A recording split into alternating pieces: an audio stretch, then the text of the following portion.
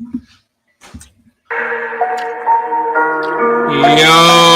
what's good?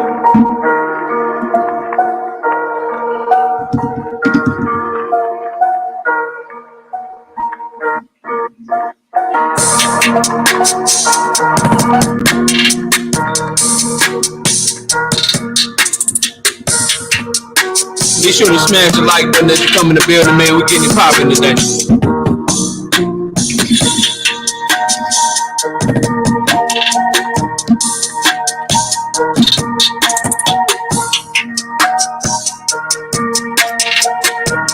We got so much to talk about, bro.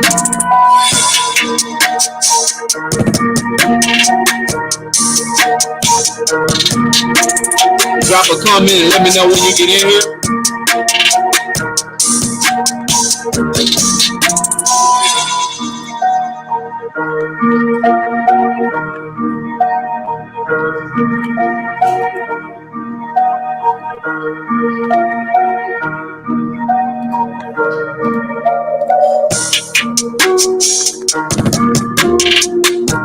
It's time for us to put some respect on people's names, man. We gotta respect people when respect is deserved, man. Some of y'all ain't giving Tank the credit that he deserves right now, man. We gotta talk about that. We got so much boxing to talk about.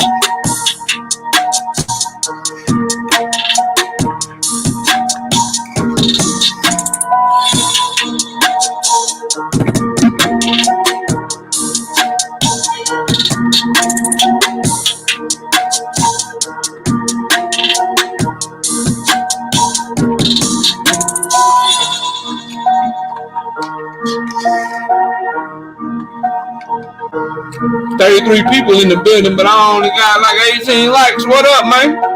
Hit my like button, bro.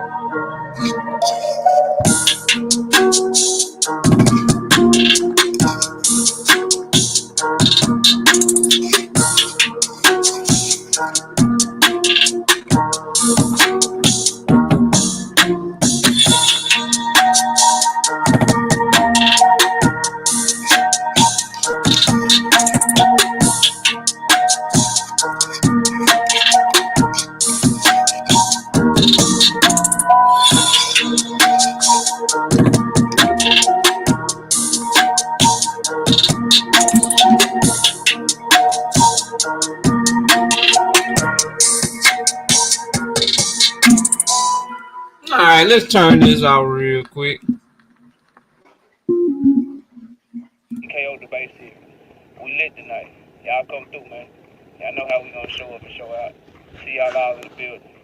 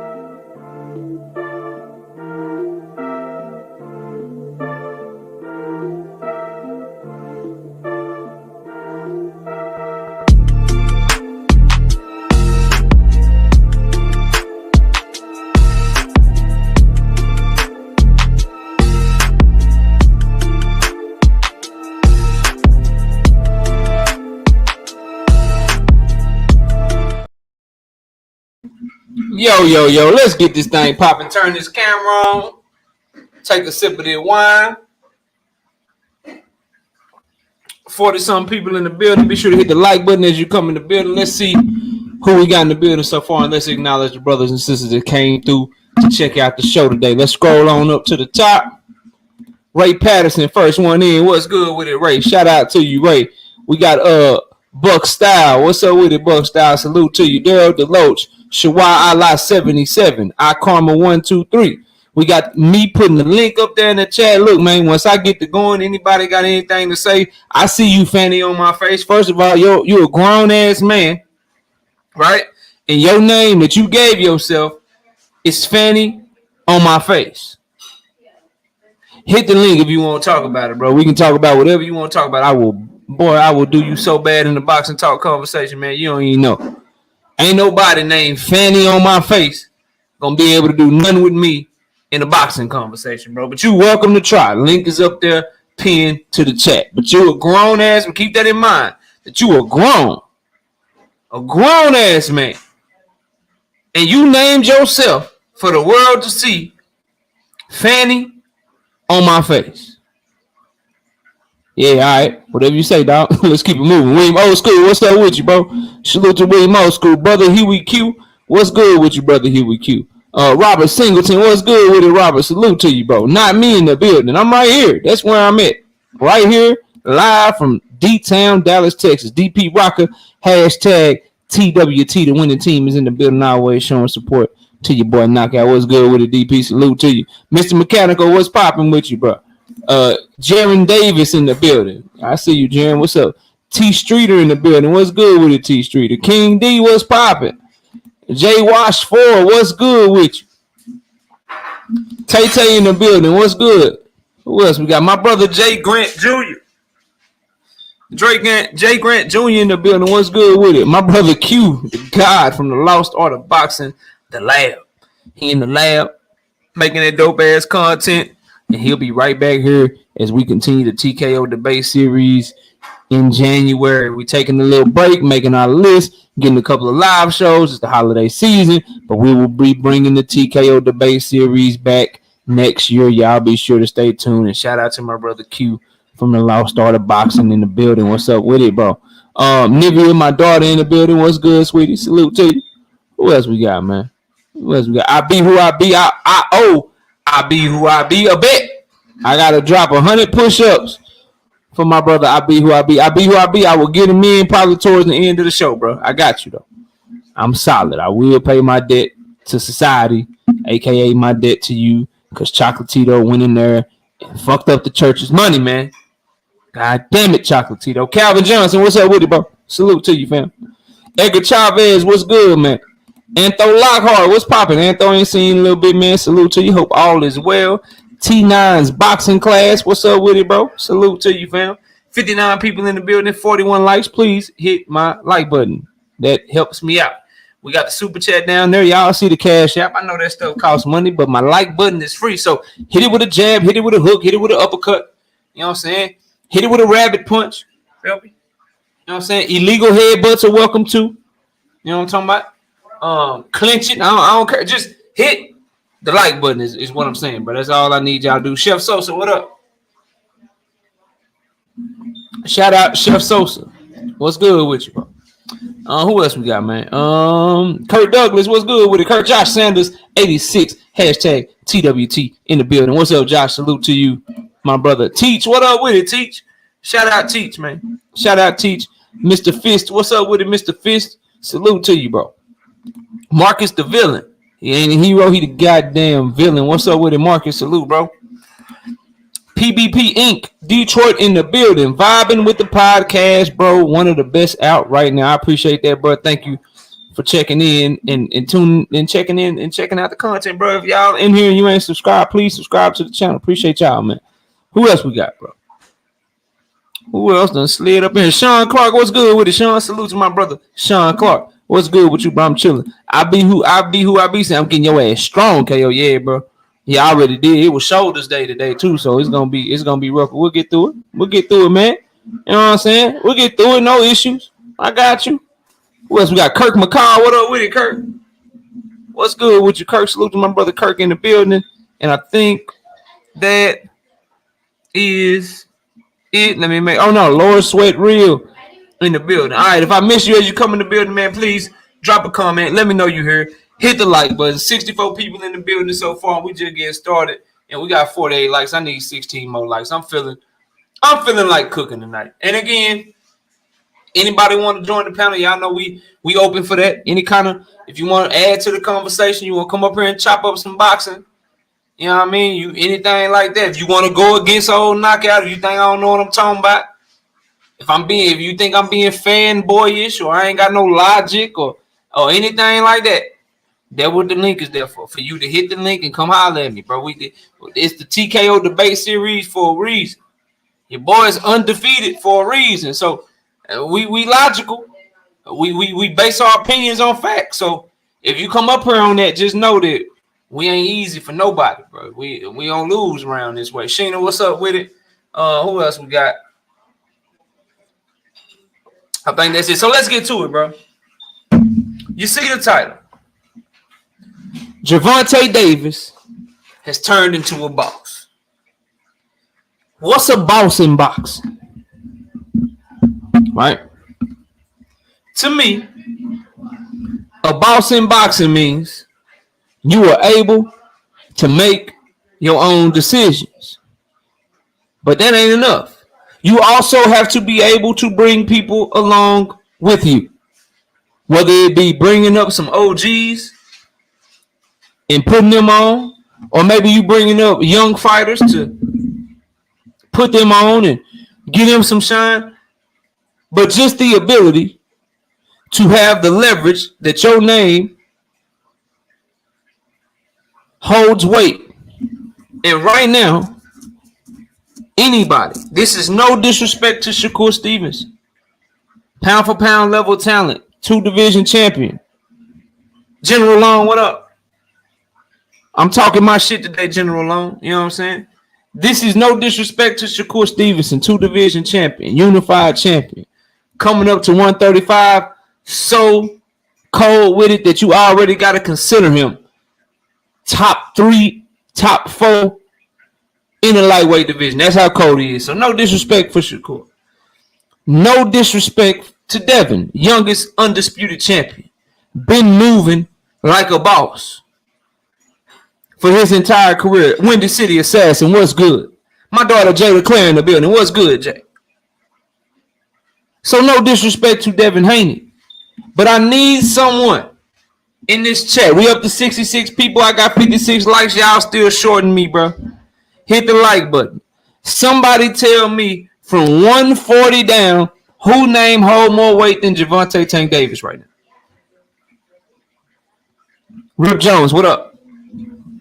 The man has turned into a boss, and for the life of me, I don't understand why so many people are being critical of this young man right now, bro. Sean Clark says, not a soul. Imagine this. This man got a card with Jaron Ennis. He got a card with Demetrius Andrade. Both on his card. And Speedy Rashidi Ellis. He was able, his name holds so much weight. Lamont Peterson, who no disrespect to the DC brother, but we know Lamont Peterson is past it. Anthony Peterson, no disrespect to Anthony Peterson, the DC brother, but we know he never was, world level. You know, like we know these things. Jay Miller, what up? Let me wrench my brother Jay Miller up. I can't believe you showing up great. I need you to show Blue. There you go. No disrespect to these people, bro. 84 people, 63 likes. It just jumped up, but I need the likes to jump with it. Hit the like button as you come in the building, right? General Long says, nobody, baby. Keith Sweat voice. That's what I'm saying, bro. So, to say that he ain't turned into a boss, that's just, you're lying, bro. You're capping. And he's and bosses bring people with them. He bringing Lamont Peterson.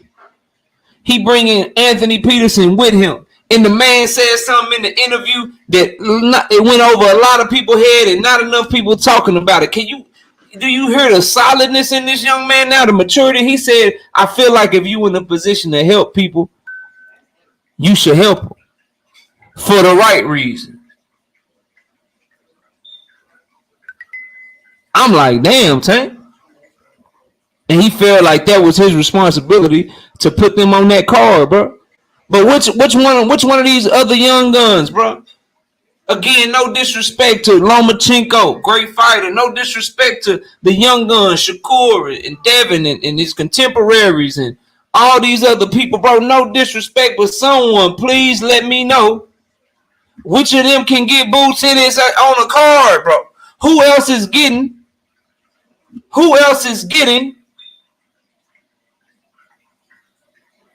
Speedy Rashidi and Demetrius Andrade on a card, bro? Now, my brother Silver says that Tank got to sign with the Zone now. Why, bro? My beautiful wife done slid through here. Miss Knockout, what's good? Why, bro? Why does Tank have to go to the Zone, bro? If they want to fight, like, Tank should just call to make deals. He already showed. This is what I don't understand, Silver, and this is why I'm asking you, right?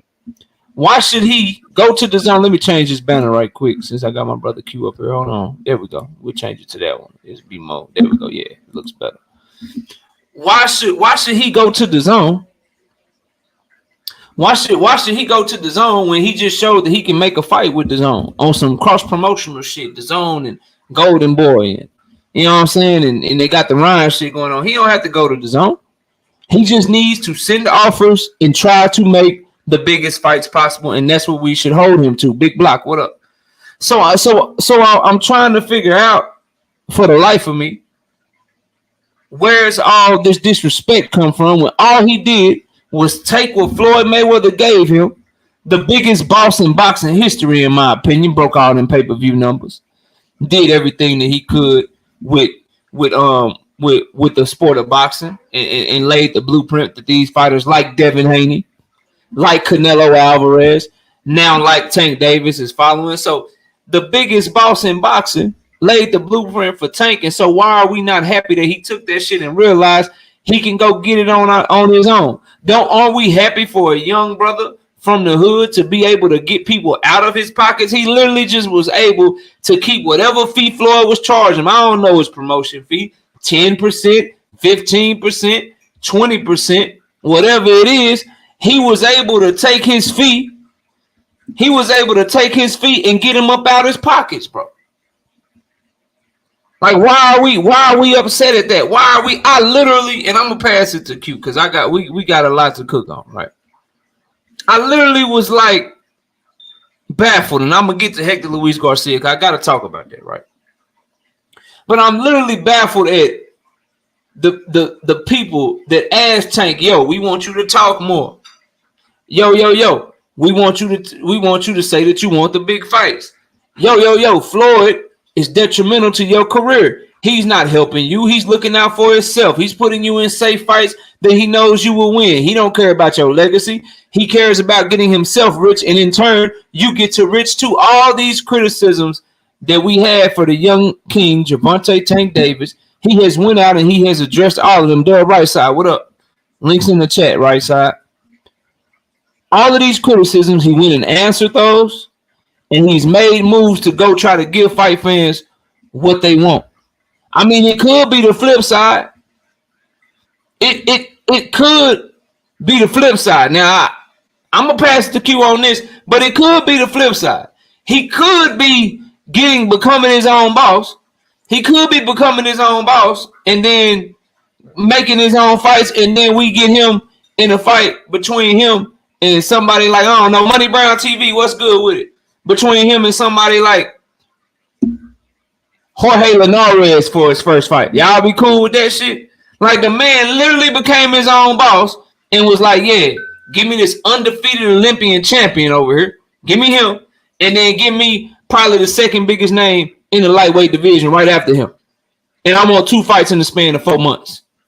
And then I'm trying to fight for a third time in December. So the moment that he became His own boss. He started doing the shit that y'all give everybody else credit for, but you still want to criticize that young man for. I don't understand it. But I'm gonna stop right there because I want to get Q in on here. Q, right now we got a lot, bro. I'm talking. We talking about sparring later. We talking about Hector Luis Garcia's opponent. We talking about Devin and Shakur's back and forth on Instagram. We talking about all that later. But just right now on this topic right here, bro, Tank becoming his own boss. What's your thoughts on the fact that he's gone from Mayweather now and that he is doing his own thing? What do you think about that, bro? Me, I love that shit.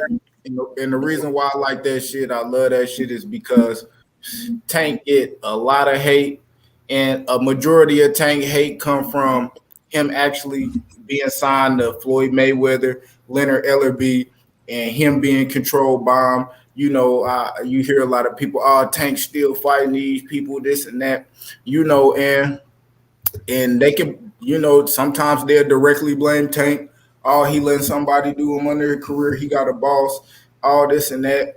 Now, boom, Tank let it be known he a free agent. He ain't got no boss, none of that shit, and he going straight to the smoke. He going straight to the smoke and the money, because the money is where the smoke is at. You know what I mean? You going straight into there. He really probably wanted the round fight first, but he like, man, I need to get, you know, that tune-up. I need somebody before that. So he got a real good opponent, a very good, credible opponent in Hector Garcia.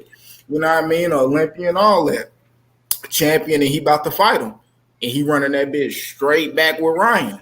You know what I mean? And I seen Ryan actually got a fight the same day. So I think that fight gonna end up being, you know, real good. You know, both of them selling that shit right. And, you know, Tank, I seen the interview and he said not only just him fighting Hector Garcia, he said he well invested into this card that he putting on. So he invested more than just his fight, you know. So man, I'm fucking with it, man. I love the moves Tank doing. And the people who don't like it, the naysayers, you know, they haters. I've been seeing some of the old memes. I was in my phone the other day, and I posted it on my community tab. You know, a picture that didn't age well. You know, it was funny when they had it. You had Floyd Mayweather pushing Tank on a little bike with the training wheels, but that shit didn't age well because Tank ain't got no now. Tank look like he got his wings. You know what I mean? So I'm ready to see it, man. And he going straight to the smoke. You know, when he want them guys, you heard him say he you know, the retirement thing, whatever, but he let you know he want them top guys before that happened. Yeah, and I tried to tell y'all, bro. This is where, like, I wouldn't mind some flowers, some respect or something. I told y'all last week, 2 weeks ago, I said, bro, he gone from Florida. I said, just go look at his box, Rick. Go look at the event, and you'll see that Leonard Ellerbe is not a promoter. I said, go look at the goddamn Mayweather Promotions website. I told y'all, look at the website. You won't see them talk about this fight at all. I told y'all, go look at Floyd Mayweather's Twitter. Go look at Leonard Ellerbe's Twitter. You do not see them promoting this fight, none whatsoever, bro. He is gone from them. Every other fight that he had from 2015 all the way up until this fight right here, if you go to BoxRec, you will clearly see that Leonard Ellerbe was listed as his promoter from the time that he signed with them. This is the first fight since it got put on BoxRec that you can see that he wasn't with them, bro. That he indeed had left them because it didn't have Leonard Ellerbe on there. People was telling me, nah, knockout. I need to see the press conference. I need to see this. I need to see that, bro. Y'all are going to start listening to me, bro. I tried to tell y'all ahead of time that this man was doing his own thing, bro. Like, and then you can just tell by the fight announcement. They ain't never announced 2 fights back to back for Tank like that, bro. They ain't never did that shit, bro.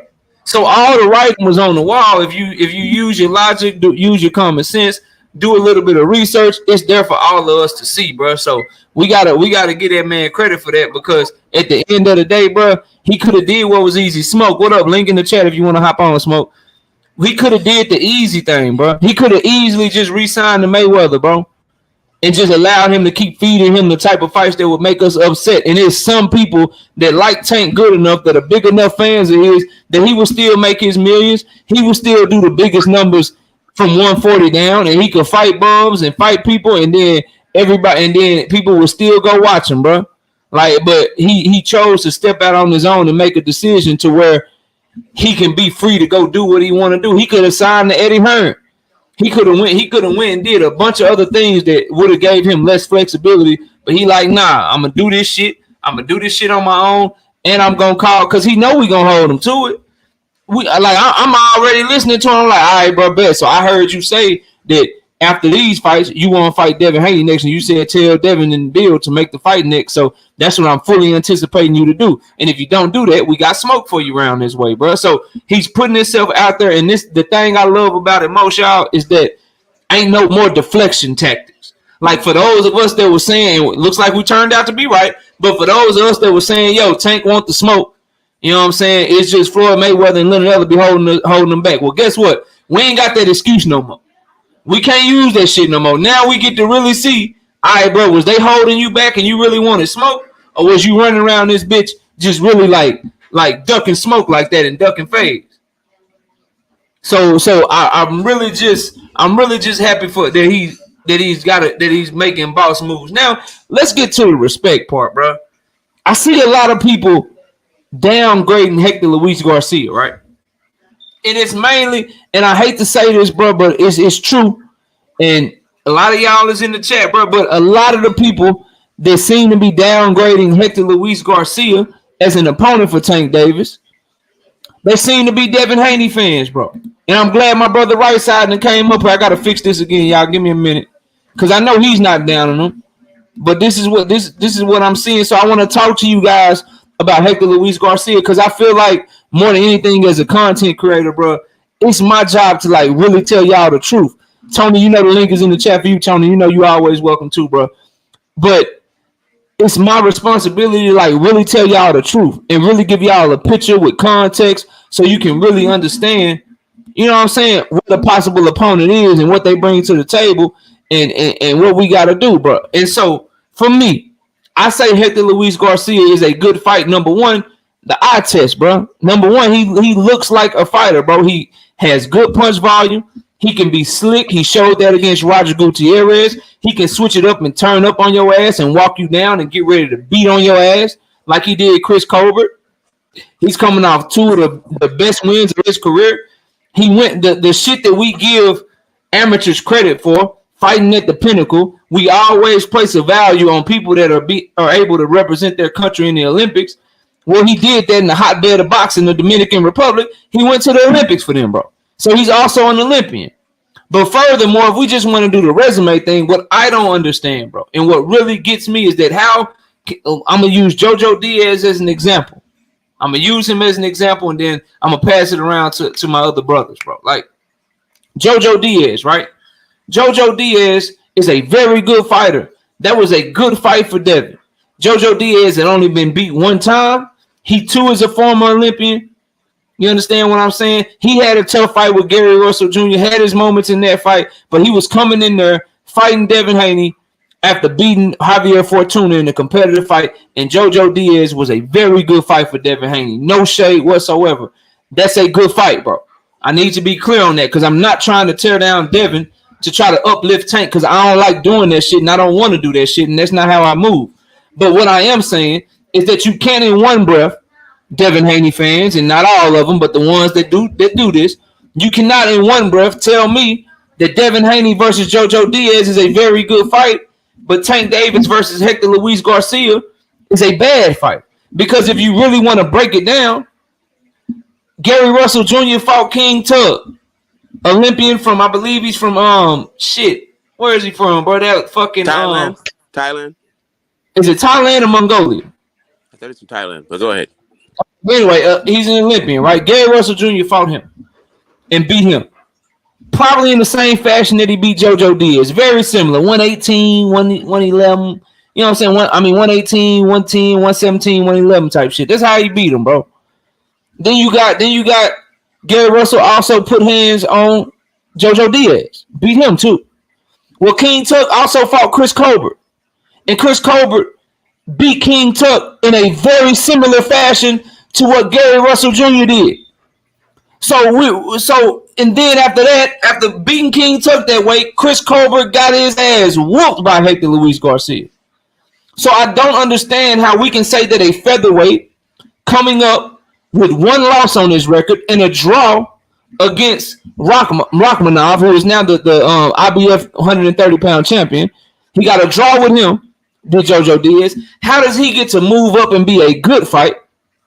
He moves up and he's considered a good fight, but we got people today that are calling Hector Luis Garcia a trash fight. I'm not saying either one of them are super fights. I'm not saying either one of them is going to prove to me anything that I didn't already know. When you can go back and watch it. When Devin Haney was about to fight JoJo Diaz, channel was up and running. We do predictions every week. I say he going to outbox JoJo Diaz. He way too small. Devin's too gifted for him. JoJo going to have issues navigating that reach. He'll test Devin, but since Devin is the longer, better boxer, I'm going with the bigger, better guy. And Devin did exactly what we expected him to do in that fight. So I'm not saying that if Tank Davis knocks Hector Luis Garcia out, you're going to hear Knockout Sunday morning talk, oh, shit, that proves Tank Davis is this and that. And I already think that about him, bro. If he knocks out Hector Luis Garcia, he's just doing what I already expect him to do. But what we're not going to do is say that Jorge Linares was a great fight while Leo Santa Cruz was a trash fight. They both 4-division champions. Only difference is by the time that Jorge Linares fought Devin, Jorge Linares had already been knocked out multiple times, and Leo Santa Cruz had beat every person that he had ever been in the ring with. We are not going to act like JoJo Diaz is a trash-ass fight. We're not going to do that. Or a good-ass fight, JoJo Diaz is a good-ass fight, and then turn around and say Hector Luis Garcia is a trash-ass fight. When one of those two fighters, the guy named JoJo, had already lost before, and he also had a draw on his record and missed weight and moved up to 135, bro. And only had one fight at 135 against a Pastor Fortuna that was a very competitive fight. I'll call it a good fight because it's a good fight, but what we got to do is keep it real on both sides. That's the point that I'm trying to make to y'all today, bro. If we're calling JoJo a good fight for Devin, bro, this is a damn good fight for Tank Davis, especially considering that we all know the big fight that's coming right behind it, bro. So I'm gonna pass it to right side. Right side, we going in today. We got a lot to talk about, but just right there on the first two things we talked about on the show, right side. We talked about Tank being his own boss, making boss moves, and then Hector Luis Garcia as an opponent, bro. Go ahead and get your thoughts on that, man. Floor is yours. Talk your shit, bro. Man, first things first. As always, my brother KO in the building. Salute to you, brother Q, my brother Lost Art of Boxing. You know what it is. Smoke in the building, man. Salute to the panel. Salute to everybody in the chat. Man, this is an interesting subject. First things first, man. I'll go ahead. I'm going to touch real quickly on Tank becoming his own boss. I pretty much touched on it last time I was up here. Man, salute to that brother, man. You know, when he was moving under Mayweather, we had smoke for him. And we said, damn it, I sat up here on the panel with you. And I told you, I said, damn it, hey, when Tank, if he becomes his own boss, I got to get a brother credit. If he starts to move, you know what I'm saying, making fights that I want to see, I got to get a brother credit. And that's what seems to be happening. You told me multiple times it was going to happen. And I kept telling you, we got to wait and see, Knockout. We got to wait and see. Real quick, keep cooking. But my brother Jason, just in the chat, bro, tell me which one of those guys between Devin, Shakur, Tank Davis, tell me who has fought a threat. Because, see, I believe that they only threats is each other. So, of those three guys, which one fought a threat, bro? But go ahead, right side. So, yeah, shout out to Tank, man. Much respect, much love to him. You know what I'm saying? Because the brother, he told us he wanted to take the training wheels off. We questioned it by some of the moves that he was making. We questioned it. And now, damn it, we seen what happened. So, shout out to Tank for that. The second point, man. So, when we're talking about comparing, right, Devin and Shakur and Tank's resumes and who they're fighting, I agree with you 100%. You know how I feel about Hector Garcia. The brother can fight. He can fight. You feel me? And I think it's going to be a tough-ass fight, especially when I seen them face-to-face. And I'm like, God damn, man, I knew Hector was going to be longer and taller. But damn, bro, Tank small as hell. Respect. Bro, they say Tank 5'5". That man really probably only 5'4", bro. 5'3", bro. That nigga 5'3". He's short as fuck. All right, dog. They don't know. That man really bigger than Tank, man. Bro, when I looked at it, when I saw him face to face, bro, I'm like, God damn, man, I didn't think Hector Garcia was gonna be that much bigger than the nigga. But anyways, you know what I'm saying, man. the one thing I will to play devil advocate against what you were saying, KO. If Tank would have did this when he was Devin's age, right? Those 4 years make a difference as far as how we perceive boxing. Boxing is a very short span. Your careers are usually, especially pro boxing, a short span of time. 15 years in boxing, you done did a hell of a job. You know what I'm saying? And when you turn 28, when you got 4 years on other guys, those type of things. When we look at a Charlo versus Benavidez, right? We say that Jamal Charlo should have done more than David Benavidez has because of the age and the amount of time they've been in the sport.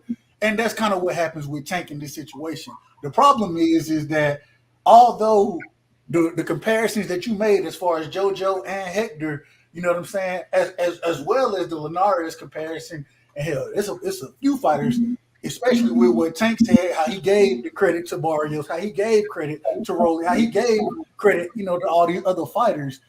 At the end of the day, the Tank's biggest problem is it took him a little long in a lot of fans' eyes to start to move the way he's moving. What I know But what see, you tell me is, I feel you, bro. hold on. What you're saying. Let me just say this. I feel what you're saying, but let me say this on the point real quick about the age and shit. I just think it's a Floyd Mayweather thing, bro, and people just gonna hate on Tank because of his connection to Floyd Mayweather. Because I remember watching Tank at 23 years old beat an undefeated champion in Jose Pedraza, bro, and still it was the same shit. Beat him way worse than Lomachenko did, and Lomachenko gets all the credit in the world for Pedraza. Tank gets none, bro. And Tank beat him when he had never lost yet, and he was an undefeated champion. So I hear what you're saying. I don't think the age shit though, bro. I don't think it matter. I just think Tank gonna get a certain level of hate just because of who he is. But go ahead, bro. I apologize for cutting you off. My bad. No, and what you just said that's very true. There's a certain segment of fans that don't like Tank, bro. It is what it is. I don't know if it's more them not liking Tank supporters or not sure exactly what it is, but there's more than a big enough segment of fans that stand in that. And the problem I have with it is it seems like a lot of the Tank haters have become Devin and Shakur fans, quote unquote, when they're really not Devin and Shakur fans. They just like to hate on Tank. But I digress, man. Hey, salute to Tank. I love the way that he's moving. And if he goes and wins those fights, man, he'll get the respect he deserves to some degree. For boxing fans, ain't everybody ever gonna be satisfied. So I think it's gonna be, and I'm gonna pass it to Smoke and catch his super chat too. I just think it's gonna be, and I ain't mad at this, bro. But I just come out and say it. I think until he fights Devin or until he fights Shakur, people gonna always, you know what I'm saying? Until he get that fight in, people gonna always say something. And even then, he's still just gonna have a certain segment of hate. But for most of the majority of the criticism to go away, bro, he got to fight Devin or Shakur both, and then that shit will go away. Shout out Joseph Dale with the $2 in super chat. He say Tank and T.O. both would kill Pillow Hands Haney. I don't know about that, Joseph. I think Devin has a chance to outbox both of them. I think him and Tank has a better chance of beating Devin than T.O. does. I think against Tank, Devin has to be perfect the whole fight. No mistakes, no lapses, can't get caught, none of that shit. You know what I'm saying? I think against T.O. himself has a horrible corner. His mentality, not trying to get better since his loss to Cambosos, not accepting his loss. I worry about Teofimo mentally. Like, people don't understand this. Sandor Martin is a replacement opponent, but this is that rare case where your replacement opponent is probably better than the guy that you was fighting, bro. He probably better than Jose Pedraza right now. He's a natural 140, southpaw, awkward, great timing, extremely confident, can box your ass off coming off a win against Mikey Garcia and then outboxing the dude very, very badly. After that, I forgot the dude's name off the top of my head. His name was like Peter something. But you go look at Sandor Martin. When he be winning and shit, Sandor Martin be beating dudes like 99 to 91, 100 to 90. That dude is hard to get rounds off on.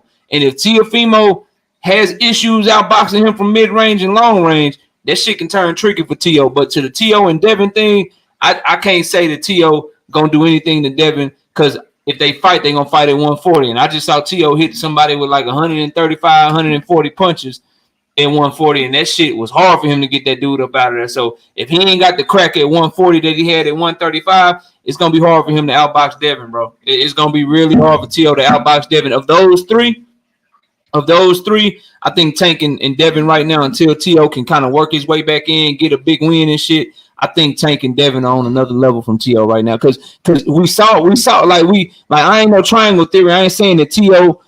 is gonna lose to Devin because of Kambosos, but bro, just the difference in class. Like we saw what Devin did to Kambosos twice, bro.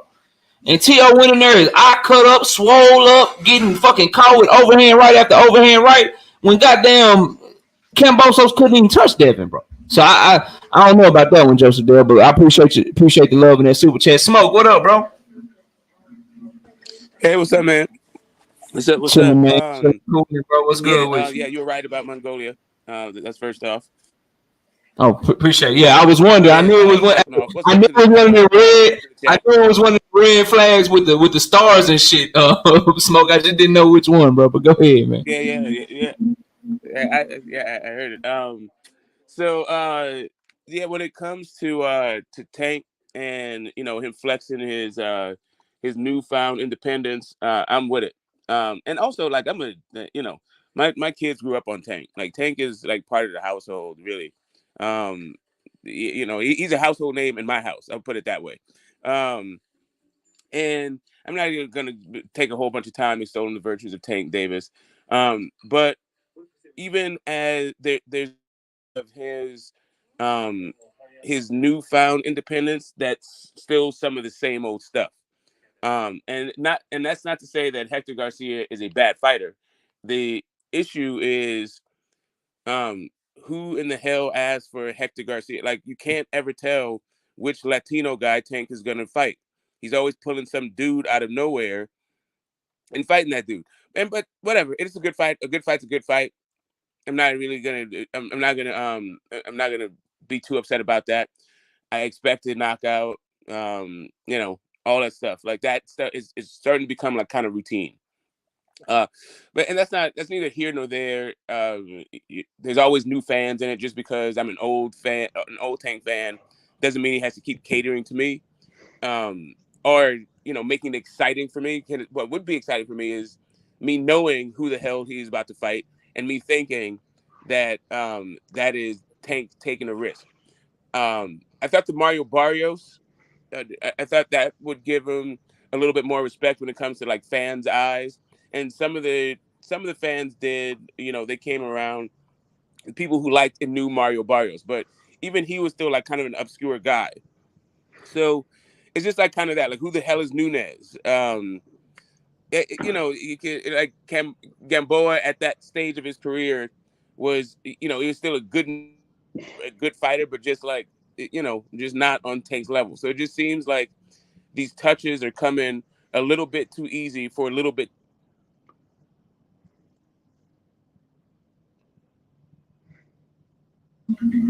Oh, did Smoke get quiet or is that me? Nah, that's Smoke. I thought that was me here. Yeah, me too. That's why I was like, is that me, bro? I hear what Smoke is saying, bro, and I want to pass it. That's you, right, Tony? Is that you, Tony? Who is Tony? Oh no, who Dog Money? Yeah. Okay, all right, bro. I thought you turned your camera on. You look like somebody else to join the channel, bro. I thought he was playing with his name, but that nigga must be good looking, boy. Nah, I don't know nothing about that, bro.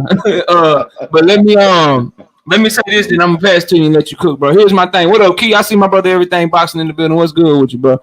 So what I would say to Smoke is this, bro. I don't know if it's because Smoke is back. There you go.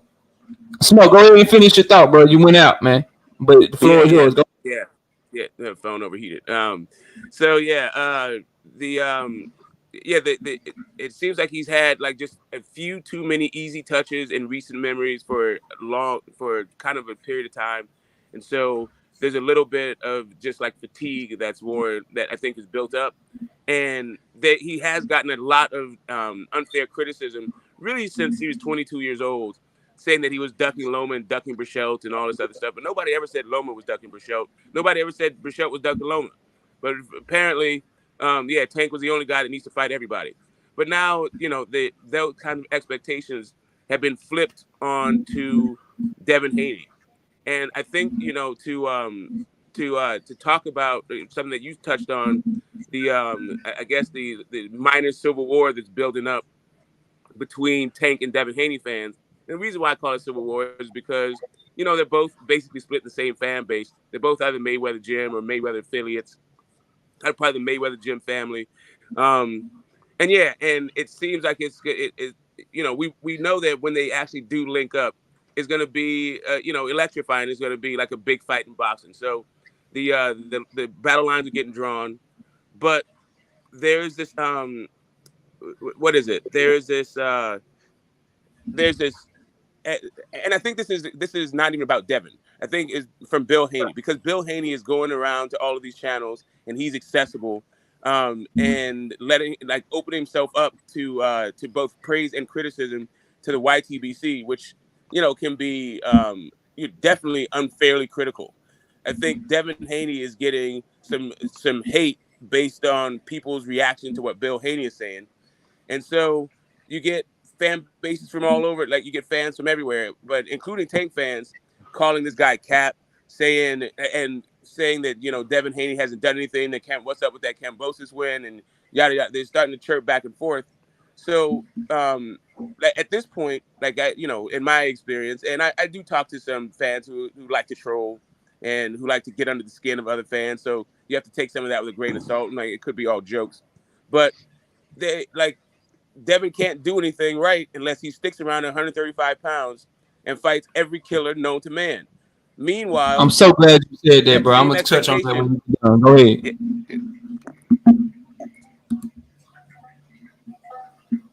Go ahead, Smoke. I'm listening. I'm gonna touch on that when you get done.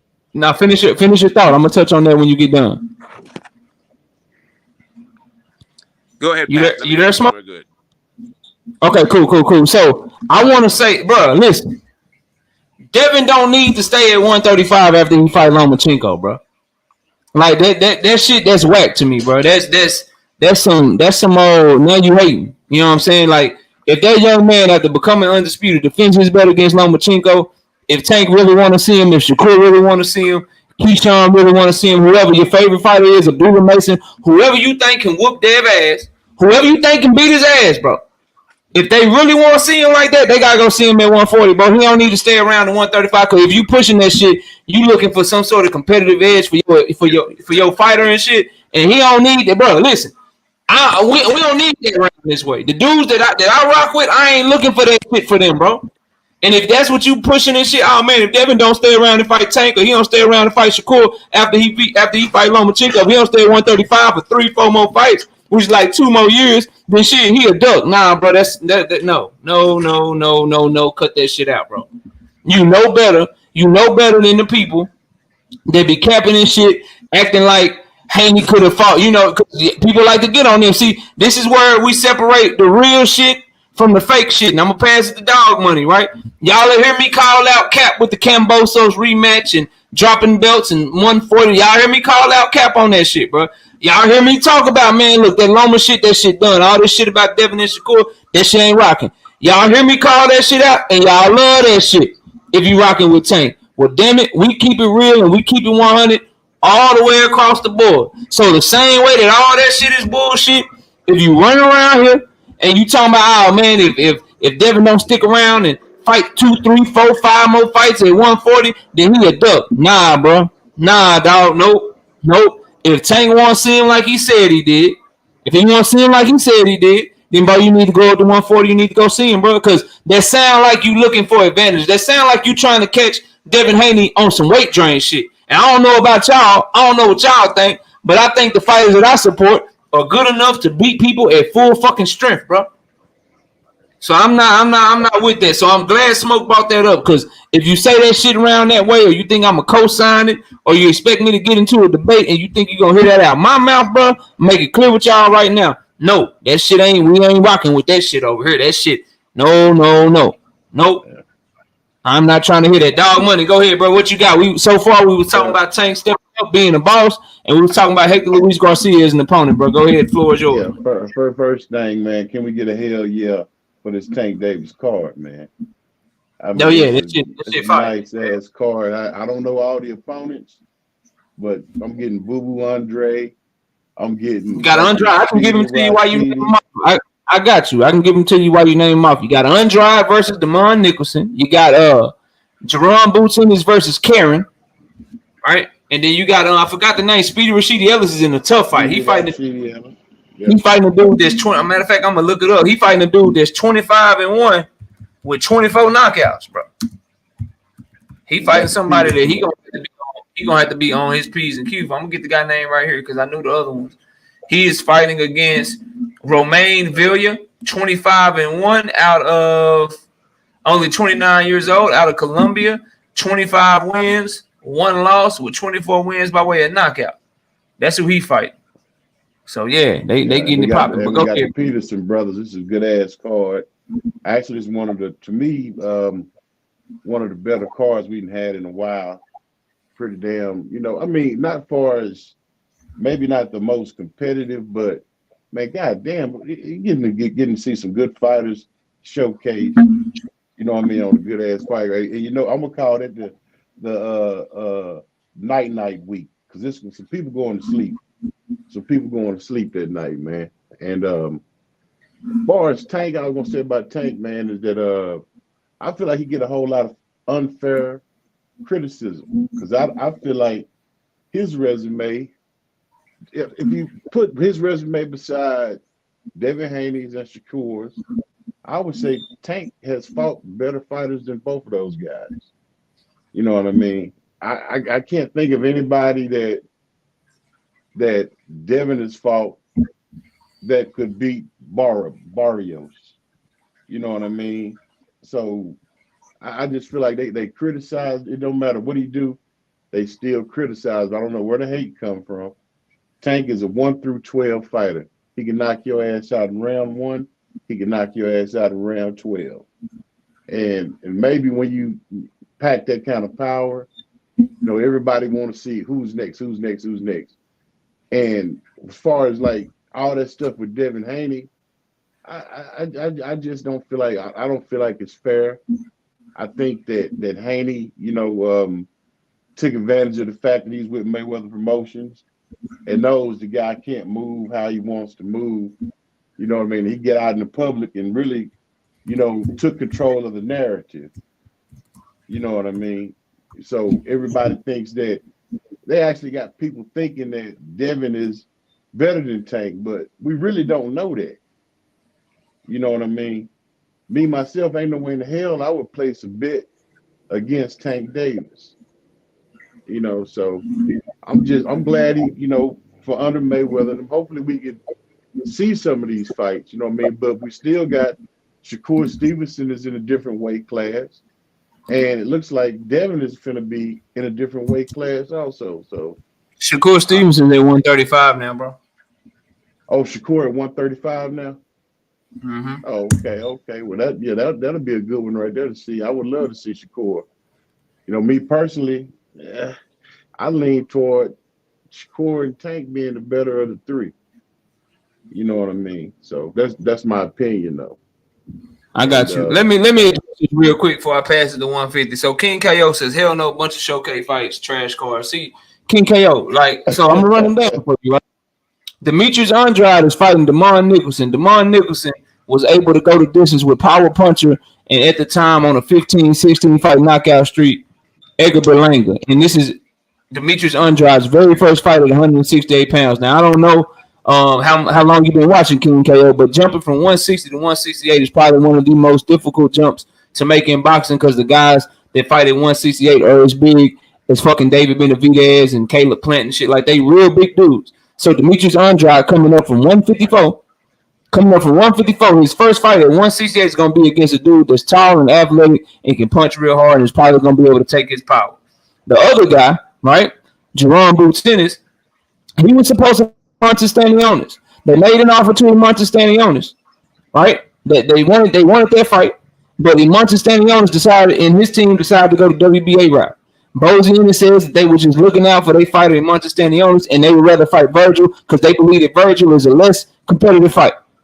So we were supposed to get Jerome Boots versus Stanionis on this card, but one of them, because of their team, didn't want to fight.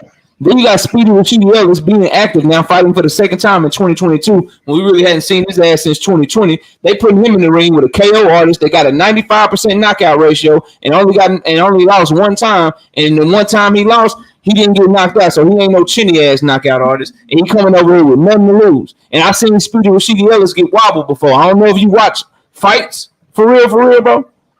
But these dudes, man, this is a good ass card. You can't tell me that any card they got these fighters on it is a bad card. So I assume then that you don't like the top rank card that's going down this weekend. Maybe you don't like a card that got Keyshawn Davis, Tiger Johnson, Bruce Carrington, Xander Zayas, Jared Big Baby Anderson, Teofimo Lopez. Or maybe you don't like cards like that, bro. I don't know.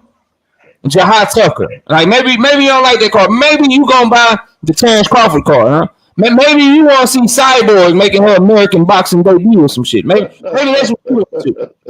Or a co-main event on a Terrence Crawford card. Maybe those are the type of cards that you like, bro. But I prefer to see real boxing talent, bro. And you can't tell me that this ain't one of the best cards that we got going right now, bro. You just hating. You probably like you probably prefer them DAZN cards is all minus 10,000 eyes and shit, but then they end up losing because they was trash to begin with. I'm sorry, sign me up for top 5% in boxing talent, bro. You got Andrade, Ennis, and Tank Davis all on the same card. You gonna say the card ain't good, bro? Get out of here, bro. Get out of my face with that bullshit, man. 150 done joined the panel. 150, what up, bro? The young king in the building. What's good, bro? Yo, shout out to my guy KO, man. This dude didn't show hella love to my channel, man. Hella times, man. It's only right if I come here, bro. So shout out to KO, bro. Shout out to everybody on the panel too. Get the smoke. My guy Twin, man. You know, cute guy, Dub Right Side, and the Dog Money dude that just left. Shout out everybody, bro. Yes, sir. What you got, man? Go ahead and talk your shit. What you got on this, bro? What we cooking about though? What we talking? Man, about? we done talked about Tank Davis stepping out on his own to and leaving Mayweather. We done talked about Hector Luis Garcia as opponent. Them the two things we talking on right now.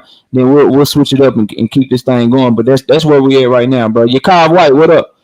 What you got on that though?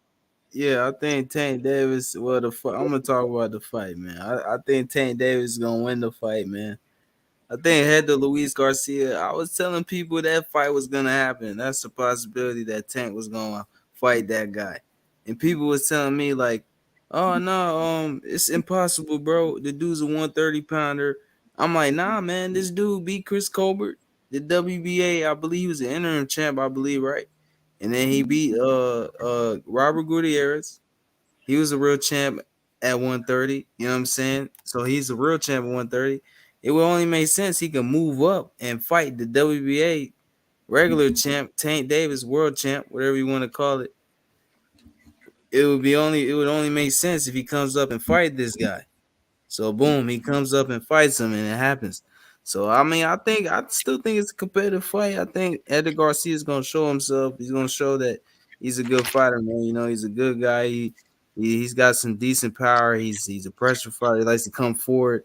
You know what I'm saying? Yeah, and also I believe he's a gold medalist. I believe, right? So I know he went to the Olympics. I don't think he's a gold medalist though. No, he's not a gold yet. And I don't believe he's a gold, but yeah, he's an Olympian. I know that for sure. But he's a good fighter, man. But I think Tank Davis is gonna knock him out, man. I think Tank Davis is just too explosive, too fast on his feet. You know what I'm saying? And I think that style matchup is all right for Tank Davis. It's perfect for him. He's gonna line him up and catch him coming in. He's gonna hit him with something mean. It's a good fight though, man. Definitely. Hey Jazz, turn your camera on in the background real quick so I can see you, and then I'll let you up once I see your face, bro. I'm just trying to, a little troll patrol action. King KO says, "Okay, I see your PBC bias. All right, I got you, King KO. But so if I'm biased towards the PBC, why am I doing 1, 2, 3, 4, 5, 6, 7, 8? I got 8 fight predictions for Top Rank this week. I got another 1, 2, 3 fight. Make that 9 fight predictions for Top Rank because I got to do the monster anyway. Fight prediction, right? So 9 Top Rank videos coming. I got a DAZN video coming with Josh Warrington and Luis Alberto Lopez. And then I got 3 off a Terrence Crawford card. Even though his card is trash, I'm still covering them. So I ain't got no bias, bro. I just call it like I see it, fam. So you can hit that link though if you want to talk about it some more. But I'm moving on from that, bro. Let's talk about this Devin Haney. That's a lot of work. God Hey, damn, you're a hardworking man. I was just about to say, man, real quick. I don't even know who on the undercard of, but who on that undercard, bro? Chris Cyborg. He got his homeboy. I know Cyborg, but who? I ain't doing her shit. Y'all know I ain't doing her shit. But he do got his homeboy, Steven Stone Cold Nelson. Y'all know him, the light heavyweight. I like Steven Nelson. Yeah. He fighting against James Ballard. Yeah, he fighting against James Ballard. Then you got Jeremiah Milton, the heavyweight out of Oklahoma. Y'all know him? Jeremiah Milton. He did sign the Top Rank. I don't know what happened. Maybe they loaned him out to go fight on this card. But anyway, he fighting. It's a heavyweight fight, 6-round fight. He fighting against Dewan Calloway. And, of course, y'all know I got to do the Bud Crawford prediction. But, yeah, man. Is he from Tulsa? I don't know. He from Oklahoma for sure. I just don't know which part. Okay. I don't know which part, though. I feel like I've seen him fight one time. Yeah, he fought on the I forgot the card. He fought on the Top Rank card though. They signed him, and it was a big deal. And then they did a story. They did a story about him being from Tulsa. Mm-hmm. Yeah, he from Oklahoma for sure. I remember. Yeah. So, but anyway, King KO, I'm working over here, bro. I ain't biased. I just call it like I see it, bro. It is what it is. But let's talk about Devin and Shakur, man. So.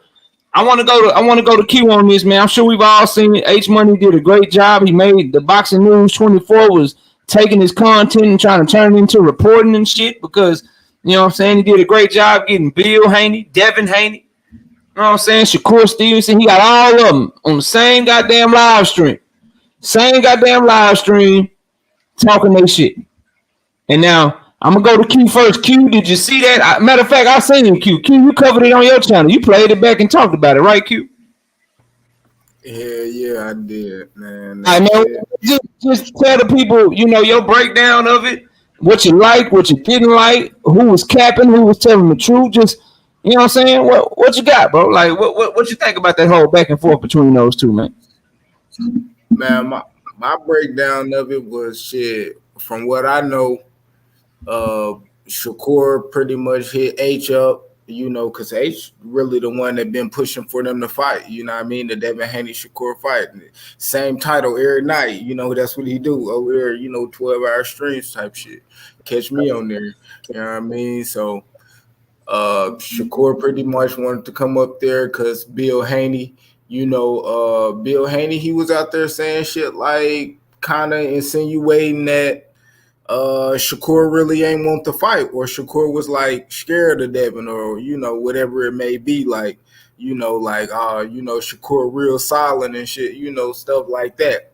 So Shakur went on there and shit, to me, man, you know, Bill, he out here, you know, he real accessible to a lot of these YouTube channels, and you know, man, shit, he kind of just put his foot in his mouth, you know. I think with a lot of the YouTube fans, you know, they be wanting certain answers. They be wanting to win arguments and shit. And, you know, I seen them on there. They talking to Devin, man, I need something to say because these people with Shakur, da-da-da-da-da. So he tell the people what they want to hear, not necessarily what their actions are going to do.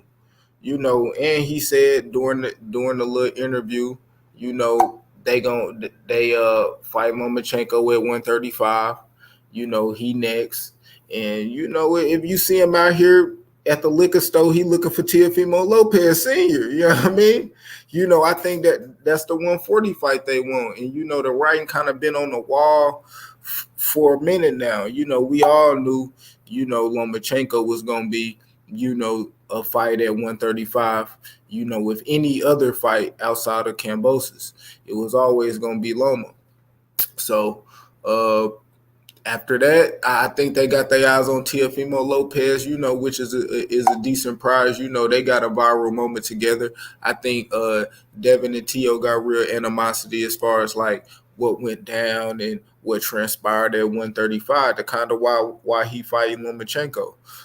So, you know, Devin, he got up there and, you know, Bill still ain't let him speak. You know, Bill just salute to Bill, man. He do a lot of talking, but shit, he was contradicting himself 1 minute. He talking about making a fight and going up there to make the fight. Then the next minute he talking about Lomachenko this and 135 that, and it kind of got crazy. It got a little spicy up there, toward the end, and Shakur, he was up there smiling at him, and Shakur said out of his mouth like, man, I see what y'all doing, man. What one of the Smoke favorite words nowadays, publicity stunt. It's a lot of that. You hear me, Smoke? Fat mouthing. Fat mouthing. You hear me? So, that a lot of that's going on. I think they, they gonna fight, but I think they both know they need a little bit more, buzz, buzz to their name. Ain't none of them got that tank buzz that, even the buzz that Brian got, the name kind of just ringing, but I think that's what they looking for, man. So that's Did you hear him? Did you hear the part where Shakur said, "You told me that once I get to 135, if it get too hot, y'all was moving up." Did you hear him say that? Yeah, I heard him say that. And then did you see that? Did you see Bill? Yeah, no, I'm just asking, bro. I'm asking for a pass it to. I ain't even gave my opinion yet, bro. I'm just asking. So when he said that, did you notice that Bill kind of, you know what I'm saying, was like, nah, I ain't say that, and then Shakur looked at him and said, "OG, be careful what you say. You did say that. Be careful what you say, OG. You did say that, bro. What you think of that, bro? Because I don't think a lot of people are talking about that, bro. Like, what do you think of that shit, man? Man, what I think of that is what I know he said that before Shakur said what he said, because that didn't sound like something that they talked to after this whole little thing with them going. That sound like he said, cause Devin was up there and Devin looked kind of crazy, like what the fuck going on? And Shakur gave Devin his respect. Shakur said, "Nah, not you. I already know you'll fight. I know you really with it. Like, I know that. But you said that, Bill." And then he looked back at Bill. He was like, "But you said that Devin wasn't even there." Yeah. And that's when Bill got the double talking and fast talking, changing the subject and all kind of shit. I was like, "Yo, what is this?" So you don't say. So you don't say. But go ahead, bro. Go ahead. Yeah, it was a lot of little gems dropped up in there, man. You had to pick, read between the lines if you could catch it. They fast talking, so you got to listen faster than they talking. Especially with Bill. Bill be speaking that ism. He from that spot. So, man, I ain't gonna hold you, Q. Most videos that I watch, like when I'm watching interviews or looking at shit for content, I watch it like this and shit. But then when it's a Bill Haney interview, or I hear Bill talking and I'm listening for content and shit, I gotta put my ear up to the shit like this and shit, and just make sure it's real goddamn hard when it's Bill talking, bro. Bill will get out on your ass if you let him, dog. Real shit. He will get out on your ass and have you thinking some shit like, damn, am I really from Dallas? Like, I know I'm from Dallas. Like, am I from Dallas? Shit, like, I think I'm from Dallas. Like, that man you all twisted, bro. All up in the game. But yeah, bro, you got anything else on that, man? I'm gonna let Right Side try to defend this shit, man. Man, I ain't gonna lie, man. You really can't defend that shit. Like, at the end of the day, you just speak on Devin. Speak on Devin, because Bill, all that shit Bill be saying, bro. Shit, hey, cap. Like you seen it, bro. Yeah, that shit big cap, but it's publicity, that's his team, and that's what Bill out here doing, man. He out here, making sure his name all up in the thing and shit. And one thing I noticed too is like when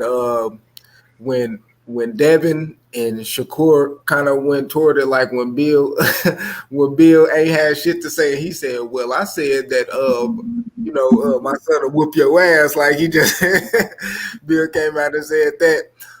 And then Shakur said, "I bet you everything he ready to bet money, bro." Shakur with the shits, man. And then Devin was like, "I bet I will." When Devin said that back, you seen Bill, he started smiling and shit. That's what he wanted. He wanted that moment. He want them to go back and forth. Hell, if he could get them in the same room and do that shit, boy, he'd love that shit because that's what he want.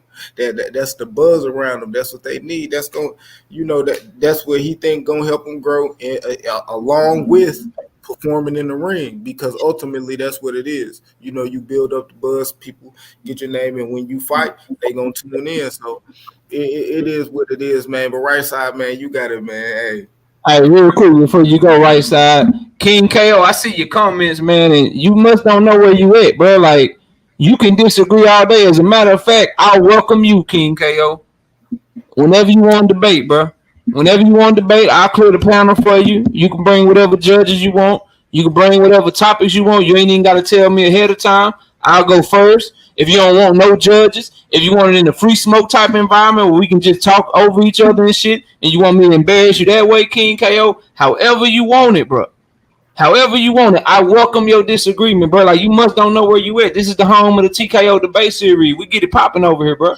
So if that's the shit that you want, like, you ain't gotta type in the chat no more. The link is right there. Or we can set it up if you want to do it tomorrow. I'll be live at 7:30 p.m. Central Time, King KO. And whatever it is you got on your chest, whatever it is you disagree with, you can go back, watch my old videos, watch my old life. You can do whatever you want to do. I guarantee you I will body bag you, bro. I will do you bad up here, bro. I will do you greasy up here in this boxing talk shit, man. So either hit the link, right? Hit the link, or you can shoot me an email. It's in the description. knockoutboxing86@yahoo.com. And we can get it popping, bro. We can do that shit for real, for real. I duck no fades, bro, at all. Everybody will tell you. They might tell you, like, right side will say, man, I beat your ass. Smoke will probably tell you, knockout, I beat you, bro. Like, I don't care what the judges say. I don't care. I beat your ass in that debate. But what they won't tell you is that knockout ducking no smoke. That's what they won't tell you. So just let me know, bro. Just let me know. Don't block him. Just if he timed out, he timed out. Don't nobody block him, because I want him to be able to hit the link, or I need you to email me and we can debate, bro. But all of that typing in the chat, the slick shit and taking shots and all that shit, bro, we not on that. If you want to have a conversation, we can have a conversation, but you won't get the better of me, bro.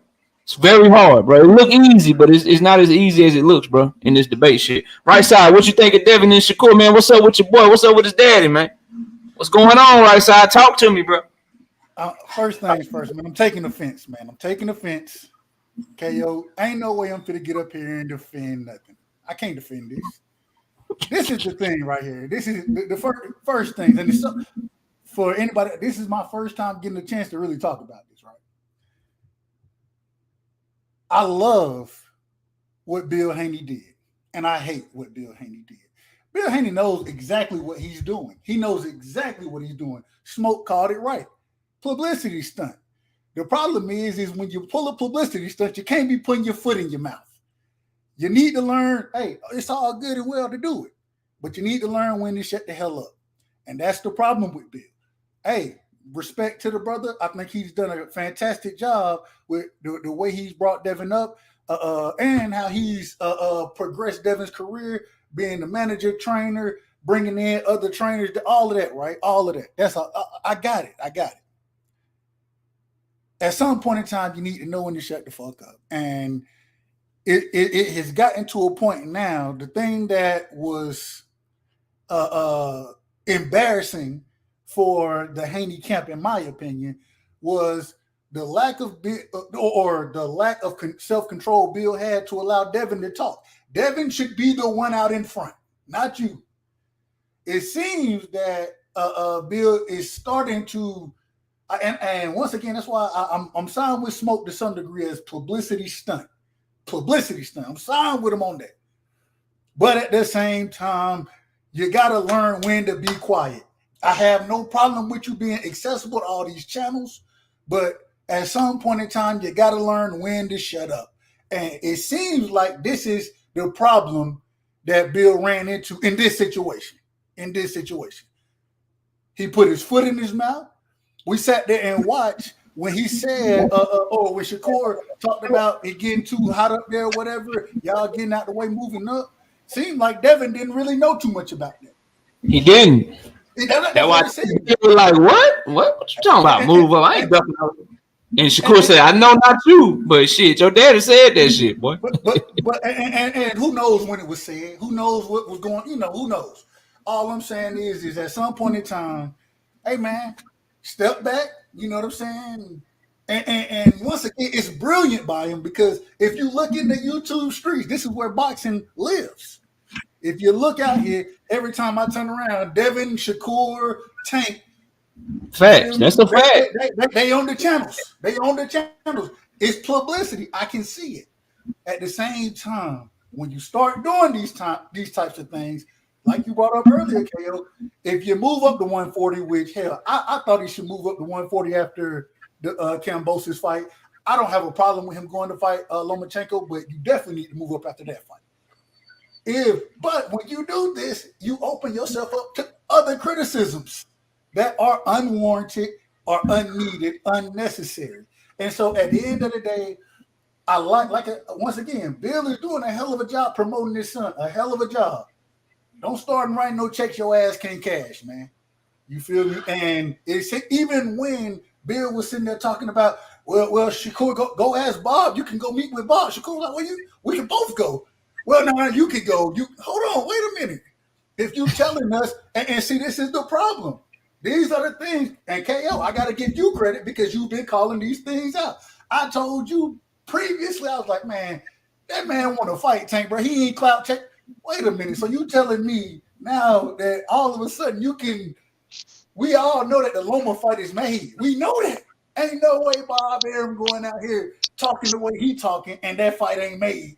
Or he not looking to make that fight. And if Shakur go to him by himself, even with Jay Prince with him, what are they gonna say? What are they gonna tell Bob? We need you to get Lomachenko out. Man, Bob gonna look at y'all like, hey, y'all can fight. Who we got coming up? You want to fight your partner, Keisha? Man, stop it, man. Stop it. Hey, yo. Hey, somebody timed out G-Ball for no reason. He stating his opinion. He ain't disrespectful. Y'all leave G-Ball alone. G-Ball, I'm gonna give you when you get back in 5 minutes, bro. You free to comment, bro. My bad. Like he ain't say nothing wrong. I'm reading his comments. Y'all let him live, bro. If they ain't disrespecting and all they got is a different opinion, just let him rock. He ain't saying nothing out the way. He just believed that Davis leaving Mayweather is a publicity stunt. He's dead ass wrong.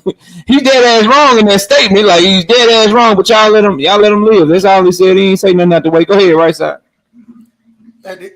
Shit, you caught me in the middle of my shit. But hey, at the end of the day, man, Bill, and I respectfully to Bill, respect what he's doing.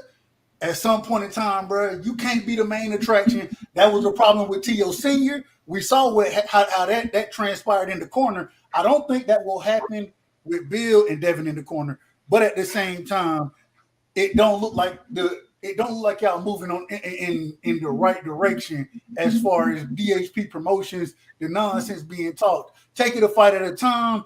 You know what I'm saying? Call these other fighters out. I ain't got no problem with it. Talk your shit, but at the same time, let's make sure we being reasonable and we not going out and saying cap.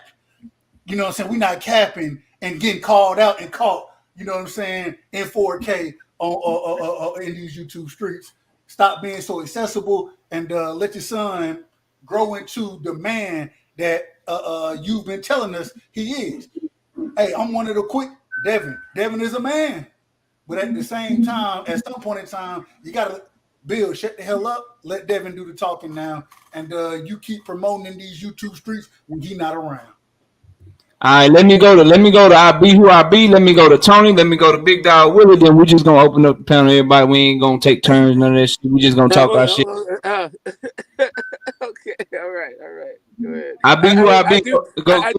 I do believe there's some defending to be done, but go ahead. No, I know. That's why, and the reason I want to let them talk because I know there's gonna be some defending need to be done, and I know Tony on mute right now. But when he come off mute, I can guarantee you this about Tony, my brother Tony. Tony gonna say some shit to make one of y'all want to argue with him. I promise you, bro. I can almost guarantee it. Tony is gonna come off mute, and when he come off mute and get to talking, he gonna say some shit that somebody disagree with, and all hell gonna break loose on my panel. So before I do, let me get these brothers to get their words in. I be who I be. My brother, you know what I'm saying? Juan Francisco Estrada did me dirty. I'm drinking. I gotta give my brother his push-ups today. I lost the bet, but I be who I be. Go ahead, man. Talk your shit. What you got for the show, man? Go ahead. Yeah, man, I can't really be too long winded, man. Salute all my brothers, man. It's much love, respect always. Dub right side said damn near everything I was gonna say. But what I can say is I know Bill Haney ain't doing nothing but promoting his son. That's what you're supposed to do. But when you let your nephew, so called nephew like Shakur, come on the panel and give you game, that's when the fans is looking at you a little bit different because you claim to be this OG from Oakland, you claim to be this and that, but at the end of the day, the person that gave anybody some game was Shakur. He told you how to be a real one. He told you to keep your mouth shut. I never said nothing behind the scenes about you nor Devin because I can call Devin right here on the phone. You understand what I'm saying? So you as a grown man trying to do this promoting and all this and that, but using my name in a cap type of way, who's really pulling a publicity stunt? You know what I mean? Is it me or is it you, Bill? So at the end of the day, I just want to salute Shakur for, standing 10 toes down and coming on the platform and shout out to H Money. I fuck with him heavy. They came on the platform and let the fans get a little taste of something that we might not even see for years to come. But they still gave us a taste of what could possibly come. But at the end of the day, who really pulled the publicity stunt? I mean, much respect to Bill, much respect to Dev, much respect to Shakur and all these great fighters. I love them all. I fuck with all y'all. But at the end of the day, Shakur was the one that was giving all the game, and he stood 10 toes down. And I got a lot more respect for Shakur. But in the ring, I ain't even gonna cap. I got Shakur over Dev if the shit was to ever happen. He too sharper and he more defensively responsible. But it is what it is. I'm gonna let it go to Tony's reviews though. All right, let's go to Big Dog really gonna be short. Big Dog, what you got to say, Big Dog, before I go to Tony? Yeah, I think really honestly, I thought Bill Haney really forgot what he said. He be on so many channels, he talks so much shit, which is a good thing. But I think he forgot some of the shit that he said, and Shakur didn't forget. And I think Bill Haney's more of like Devin Haney's like he's his Flavor Flav, man. He likes to talk a lot of shit, a hype man. But I really think he forgot. And then when Shakur got his ass, he was trying to backtrack, and he's like, "Did I really say that?" And that's why Devin came in. Devin, he was like, "You said that? I don't remember you saying that. Did you?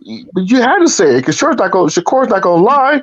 And I think like a home dude said, he just runs his mouth too much. But I mean, it's cool, but he should have got off the phone with Shakur, started questioning him about that shit instead of trying to go back and, Anyway, yeah, I'm not gonna be hurt too long, but I just thought that shit was funny the other day. And shout out to H Money. Yeah, man, he did that shit. He got that content. Shout out to Ronnie Bravo real quick with the $10 in the super chat. He say, "Sending my support.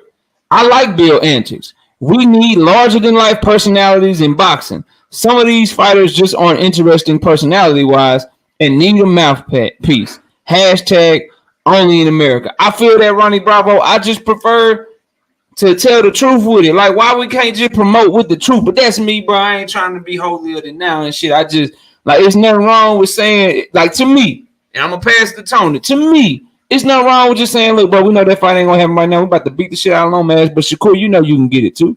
It's the extra shit, man. You go to Bob, and then you go to Bob. You know what I'm saying? Bob, so you tell Bob move us out the way, and then shit, we can just go. We can fight. We ain't got to fight. It's all that old extra shit, bro. That's the shit that I be calling out. But Tony, what's up with you, Tony? I just want to say first and foremost, before I even talk about boxing, I am thankful to the Lord above that you are not a sketch artist for the police. Because if you were, I would be in jail for so many charges. The minute they said it was a white guy, you would draw my face for every fucking crime. It don't matter if they were skinny, if they were fat, if they were muscular. It don't matter if they were a crackhead. It don't matter what. He wasn't even white, Tony. That's the bad part. He was like me, bro. I think his lighting was bad, bro. I'm sorry, Tony. Every white man with a beard that come up here, I'd be like, Tony, is that you? Damn, bro. I can't even say nothing but my bad, Tony. I apologize. That's like the second time I done did that to Tony. But Tony, like, what the fuck? No, I'm in the chat, bro. What are you talking about, bro? I can't get over that Sean Newton shit. That dude look like he could be like double my age. Like, what the fuck? But anyways, I digress. Look, here's what I look at. I would love to see the Devin Haney Shakur Stevenson fight. I think that's the most competitive fight out there. However, here's the problem. If they were to bypass Lomachenko fans are cult members. Like Loma doesn't even have any losses according to them. He didn't lose to Teal because his shoulder was hurt, even though I don't believe it. He didn't lose to fucking what's his name? Salito. He didn't Salito. lose to him, yeah, because he got low blowed 1,000 times. There's excuses. So what I see happening is if Devin was to bypass him, they're going to have amnesia. They're going to forget that Lomachenko vacated his WBC title not to fight Devin Haney originally. That's how he lost the TO, because he didn't take the Devin fight. They're going to forget that. And all they're going to say is Devin ducked Loma. So I think for his career, it's best that he goes ahead, fights him, beats him if he can, and then I don't know if he could fight Shakur at 135. It would have to be a catch weight because I think Devin's outgrown the weight class. He's too fucking big. He looked bad in the rematch against Kambosos on the scale. He looked bad. He's been there for too long. It's time to go up. And real quick, man, Devin like to eat.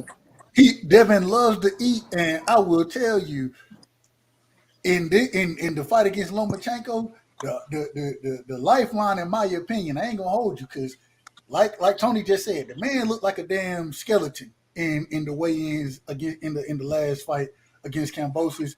I think he's gonna look just as bad in this fight. The saving grace is he has that advantage that knockout we call. He has the advantage of being, and of course it's not a real advantage because if you make the weight, you make the weight. But when he's going to be able to rehydrate, and being as young as he is, we saw how he rehydrated against Kambosos. He'll do the same against Lomachenko. But man, get your ass, man, move up, bro. Go on and move up. Yeah, now, Smoke, Can I get in? Smoke one. Look, the panel open now, bro. I ain't passing nobody. I ain't doing all that shit, man. Just get in where you fit in. And I'm letting Smoke go first. Smoke, you stop talking.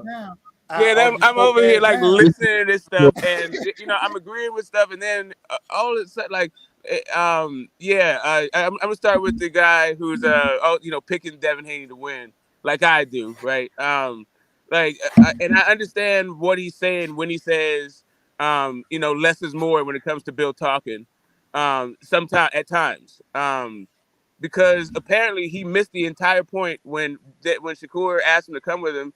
Bill said absolutely. He didn't say I wouldn't come with you. He said I would come with you.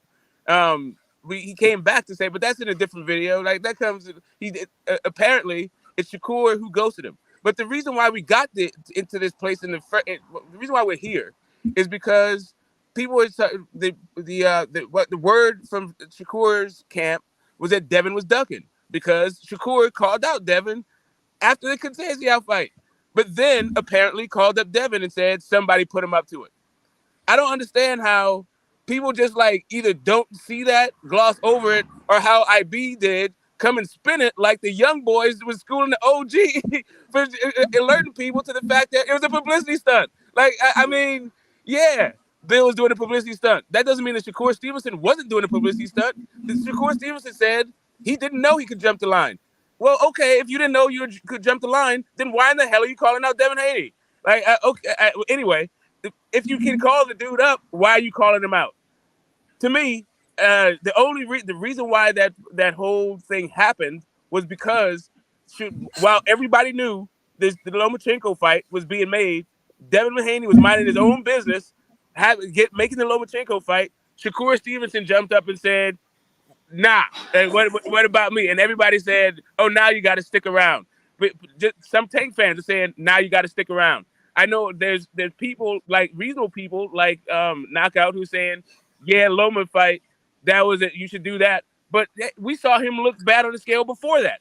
I was saying, like, why the hell are we pressuring when you see a guy look like that? Why are you pressuring him to do whatever? Like, if he stays there, he stays there. If he moves up, he moves up. I don't understand, like for real, where like fans get off sometimes with the expectations they place on these fighters. But and at the same time are not going to be around when these fighters are like Joe McClellan and you got to do GoFundMe pages. So for me, like the sentiment that's being built up is like unhealthy and like not really that funny to me. But this idea that you talk spicy when he said it's going to get too hot. that means he's gonna move up. What's too hot? Tank been there. Tank been there. Like what Shakur being there now all of a sudden because Shakur's there too hot. Man, Shakur gonna get his little ass whooped. Like you guys, all this rah stuff that you guys are talking. But anyway, that's my opinion. My opinion is that Shakur is like actually too small for like he's not anyway. That's a different thing. But the last thing, and I'm gonna wrap it up and leave it here. The guys are making the fight hot. They said, they always knew they're gonna fight each other, and now this fight is like heating up. They now like all that friendship stuff that they're talking about with Bud Crawford and Porter. That's out the window. I think that all these guys are gonna fight at 147. I've been saying it. I think Tank is gonna fight Shakur at 147. I think Devin's gonna fight Tank at 147. I think Devin's gonna fight Shakur at 147 for everything. Go ahead. And you're gonna be 55 years old. Hey, I hope that happens. And Smoke, I will say I agree 100% with you. I think these guys, they all meet up at 47. There may be some meets at 40 possibly, but I think 47 is the prime weight. And I think kind of how you just broke it down, man. And that's why I say I go back into Bill. Even though I disagree with how the situation was kind of handled, I still think it's a underlying tactic there of promotion and building this fight. If you've noticed, the same way he'll sit there and say, we want that next. We not my bad, not next. We want it now, not next now, right? That's what they say, not next now. The problem is we know he gonna fight Lomachenko next. We know that. And because we know that, we got to understand or understand how Bill is moving. Which, although I'm not a huge fan of it, I understand it because once again, he's early in the stage building the fight. Skywalker, what up, Skywalker? I see you, bro. Salute Skywalker Boxing TWT in the building. What's good, bro? Oh yeah. Regardless of whatever happened between Loma and Devin and Shakur still will be a big fight regardless. And so, I told Bill this on the phone because me and Bill talked on the phone recently, and I told him directly, bro. Like, and let me catch a super chat. Shout out to Kilo Neater with the $10 in super chat. Salute KO. I'm not a fan of painting the narrative of everyone's ducking Devin, but I understand what Bill is doing. I'm tired of hearing it though. Good shit as always. Shout out to the panel and chat. And I told Bill this, bro, and Young Billy, the reason I was laughing because you can't read that goddamn picture and shit, bro. You hell for that shit. But shout out to Young Billy in the building. But the only thing I go at, bro, is the narratives and shit. Like it's clear that the promotion is whatever fight Devin is fighting, he only fighting that fight because don't nobody else want to fight him. Like it's clear what they go around doing, you know, on the YouTube streets and the people that got access to them and what the message is. They want people and Devin Haney fans and the content creators that rock with Devin hard. Man, that's clear what they pushing, bro. They're only fighting. Think about it, bro. Like I ain't making this shit up. What did I have to fight against? What was I trying to tell people like my brother smoking shit? What was I telling y'all before Devin Haney and George Cambosos too? He's fighting. But I agree to that.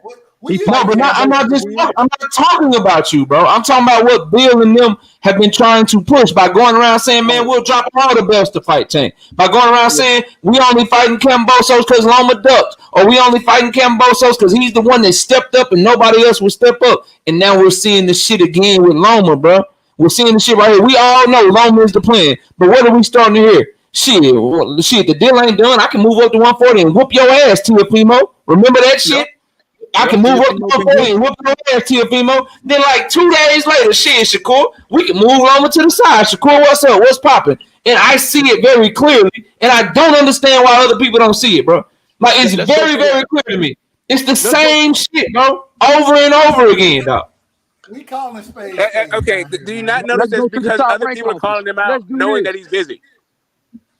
Do you not see that also? Do you not see that Tank was calling him out when everybody knew he was busy with the Cambosos? Do you not see not true, bro. That's not everybody true. knew he was busy with Lead up. Let me let Young Billy go. Go ahead, Young Billy. I want to get Let me say this. What's up with the whole panel? Salute to everybody. I agree with a lot of what you're saying. Billy, bro. What's up, YB? Salute, knockout.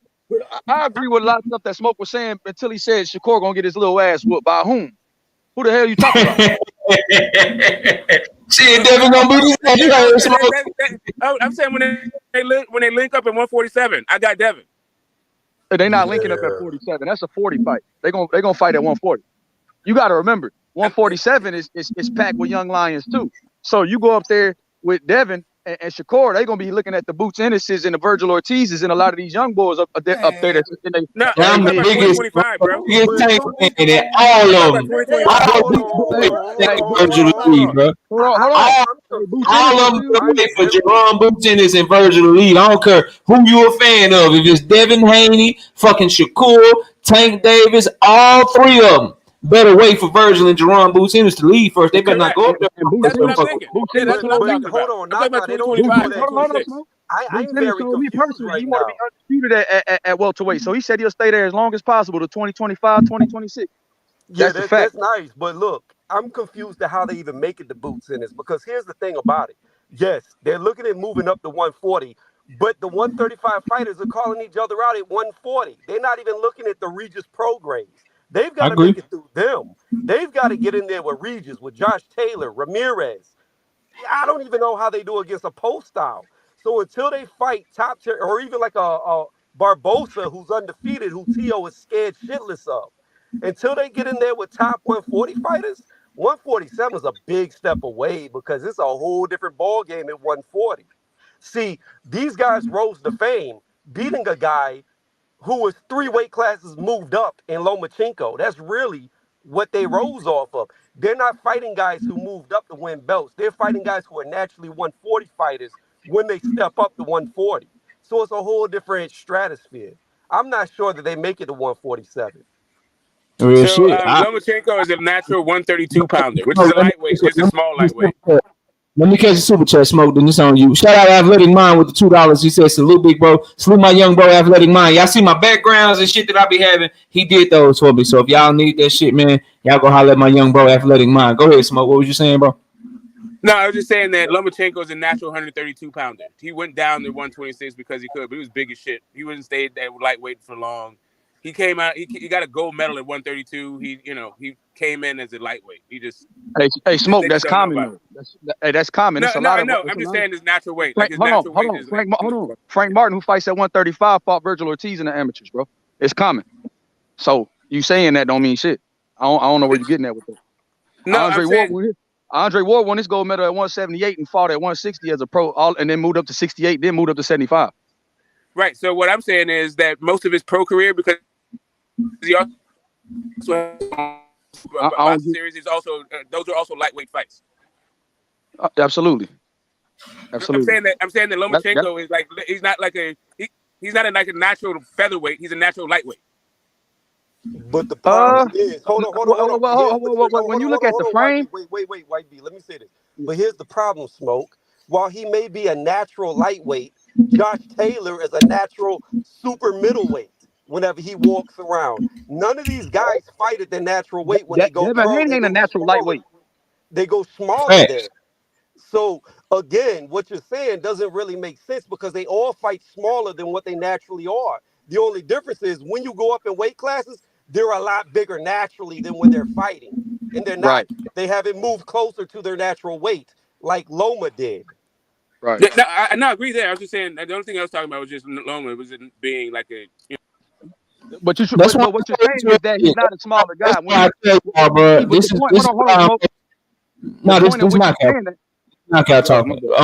No, you good. I got you, YB, and then it's on you. This is what I say about the moving up point, bro. And this is why it's important to me to see these fighters move up. And I don't like to say they're just gonna go to 140 and do this, or go to 147 and do that.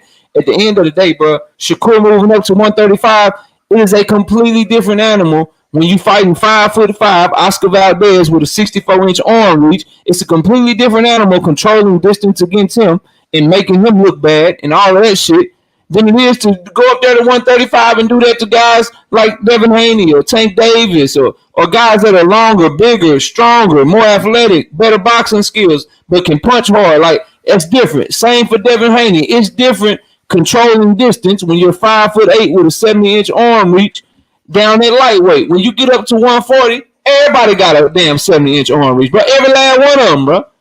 Like it's a different animal. So before we just crown these dudes, they just gonna move up and do this and do that, and then to jump to 147, shit. All right, ask Mikey Garcia about that hoe. Ask yourself why Josh Taylor is still killing himself to try to make 140, bro. That jump from 140 to 147. Ask Adrian Broner, who I'm about to bring up in a second, cause he let us know Tank almost knocked Devin ass out. We'll get to that in a minute. But anyway, bro. Ask AB about the jump from 140 to 147, bro. So before we just say they're going to go to 140, 147 and do this, can we let them have a fight first?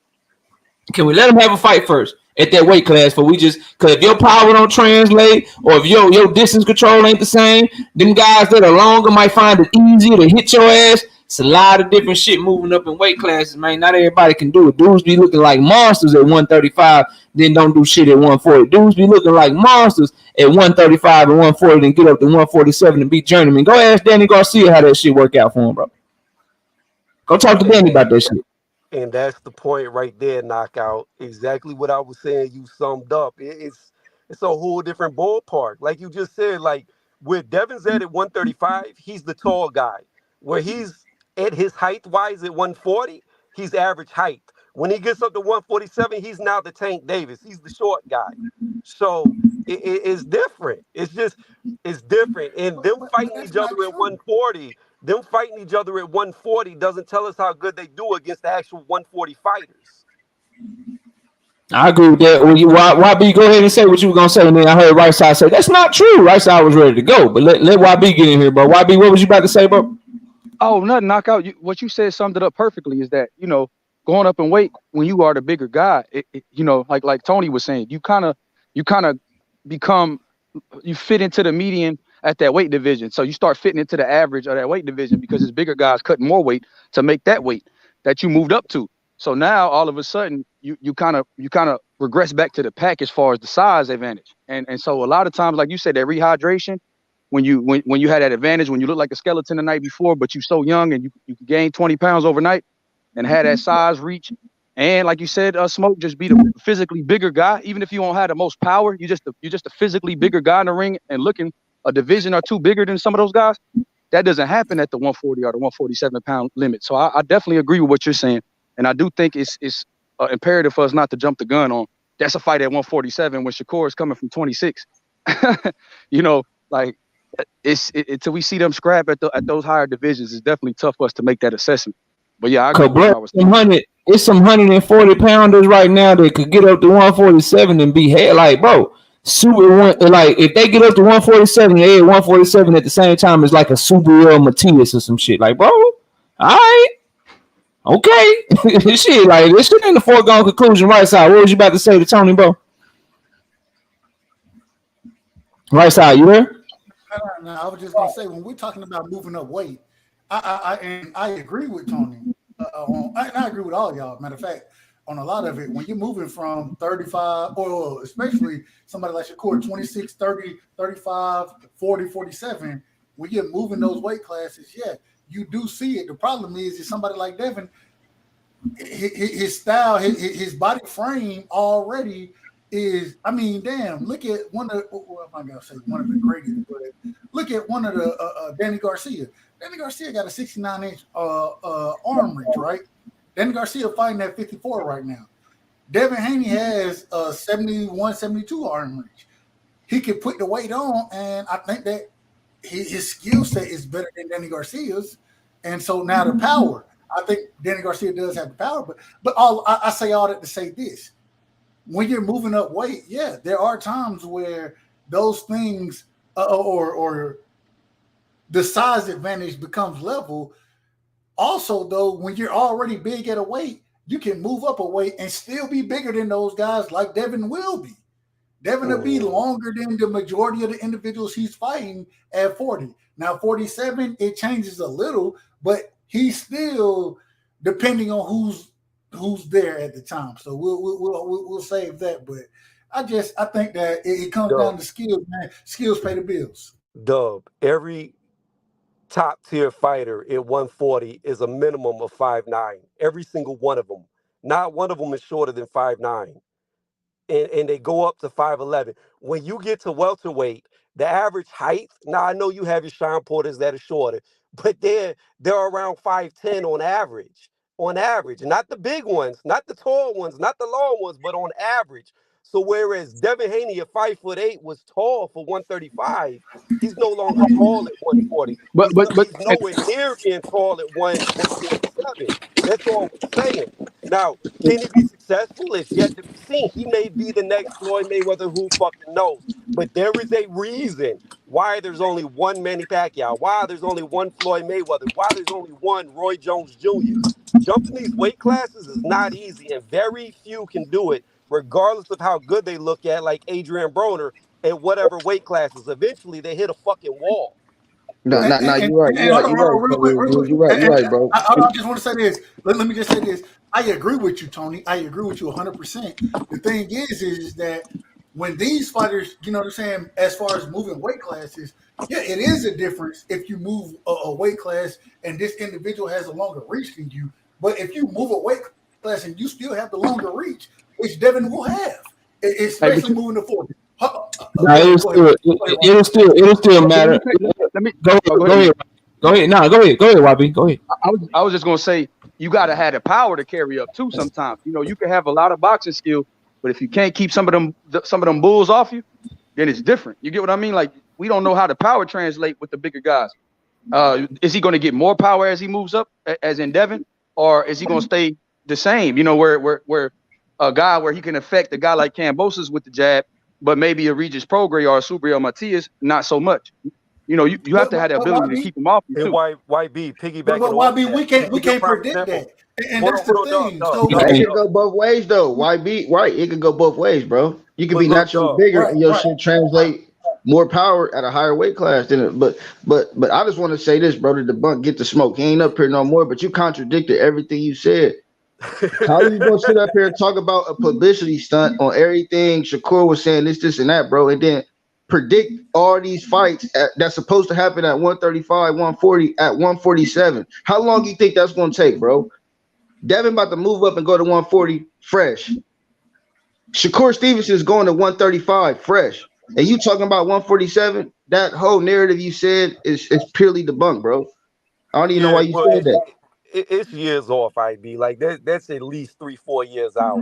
Maybe. Yeah, that shit far out, bro. That shit. So who really was doing the publicity stunt, Tony? Who really was doing the publicity stunt? Shakur defended himself by what Bill Haney and them niggas was talking about, bro. That's all he did. So who really was doing a stunt for publicity?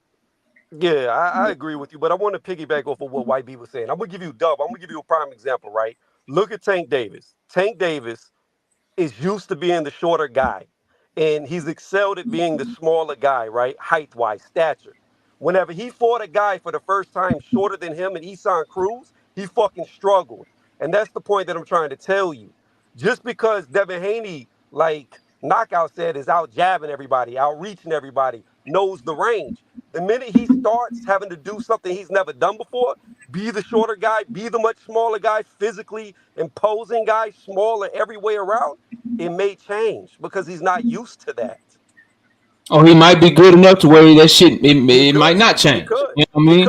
We just gotta see it. I'm saying to say that he's just gonna be this and that, bro. I gotta see that move because I'm weary of. I don't think everybody is Bud Crawford, bro. Like Bud Crawford was one of them rare things where I seen Bud Crawford turn into a real puncher at welterweight, bro. Like that shit don't happen all the time, bro. And if Devin moves up and that respectable power that he got at 135 turn into below average power at 140, then turn into real pillow fisted at 147, it's gonna be a problem, bro.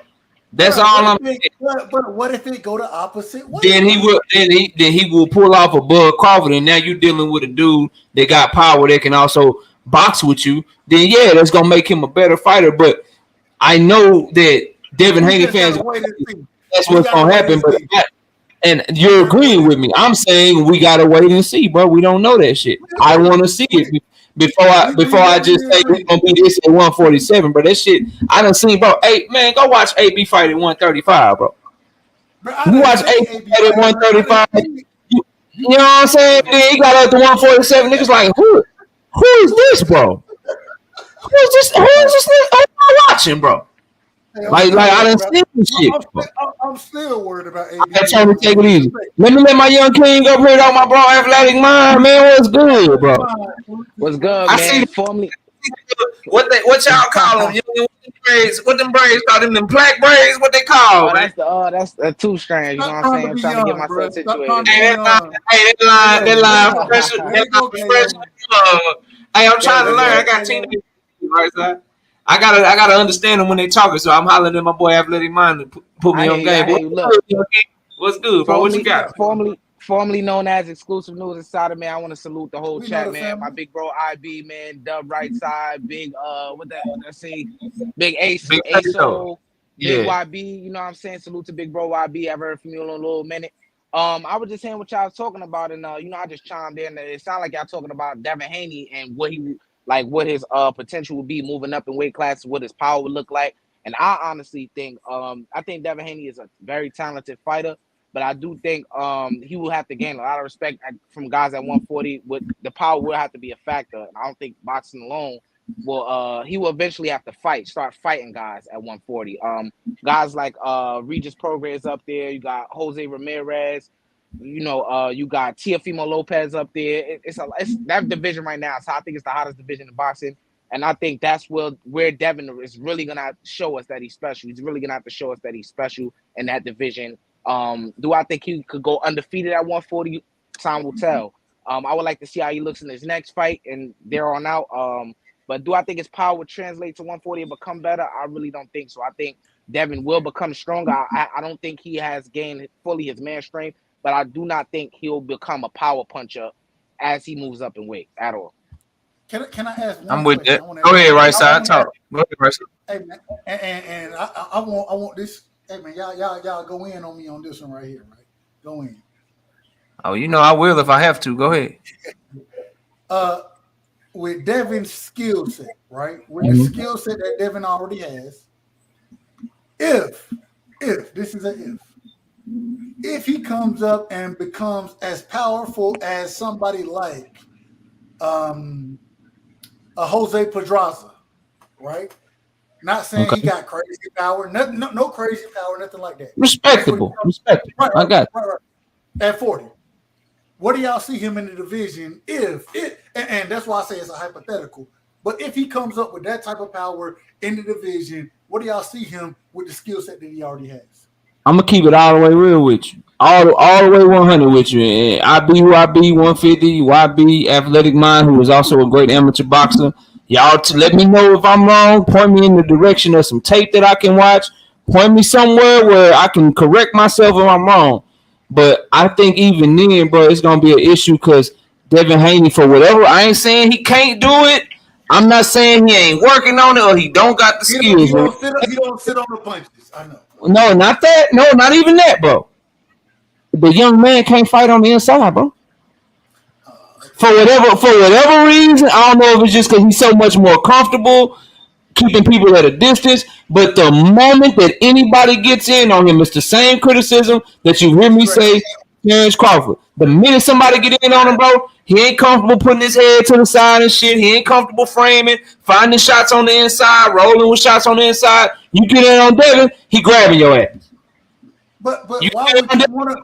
But why fight on the inside if you don't have and that's what I'm saying.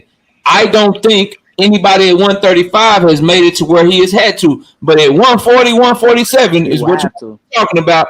It is going to be guys that are going to be able to refuse that clinch. It is going to be guys that are going to be able to say, nah, you can't hold me.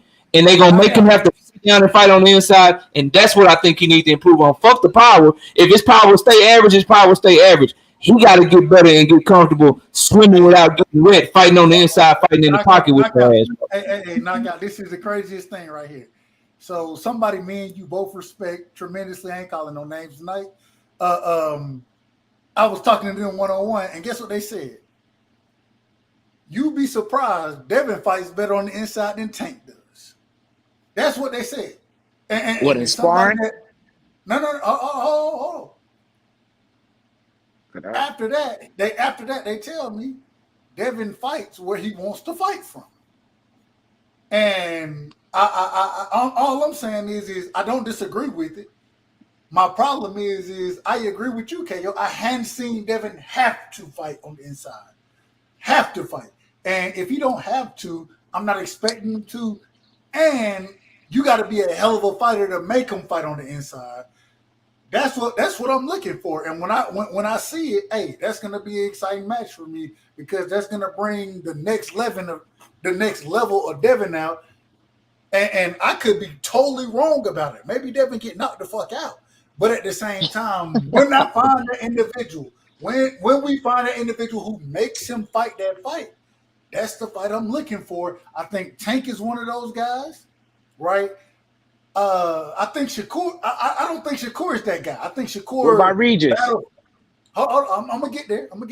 I think Shakur battles him from mid range and shit. I hate to be honest. I pick Shakur winning from mid range if that fight stays there. If Devin is able to use his length, his range, I think he can win the fight. But I think Shakur can manage that distance and make it a mid range fight. I got Shakur winning that fight.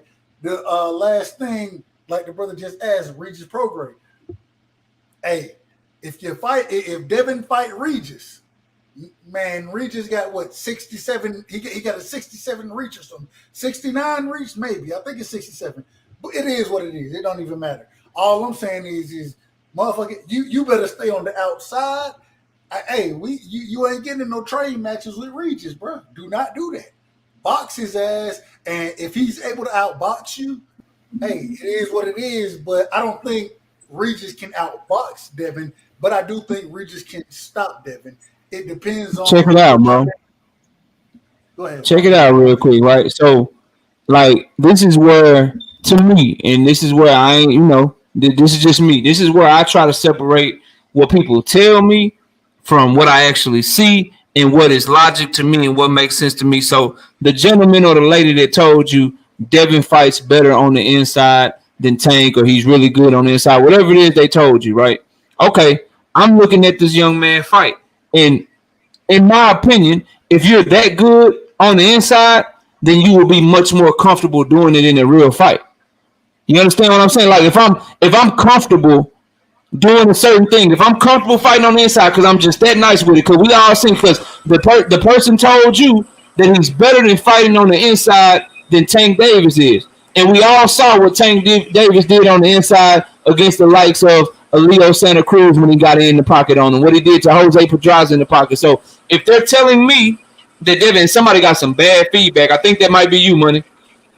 If they're telling you that Devin Haney is a better inside fighter than Tank Davis, then when I hear that, my first question is, okay, how come when George Kambosos with no power couldn't really touch Dev, when he got in on the inside, if Dev that cold on the inside, why the hell he wasn't comfortable just staying on the inside and picking them apart like that? Because if you're good, that's not what he does. But if you're good, inside though, let me finish, bro. Let me finish, bro. Let me finish though. You cut me off while I'm talking, bro. Let me finish. Let me rebuttal the point.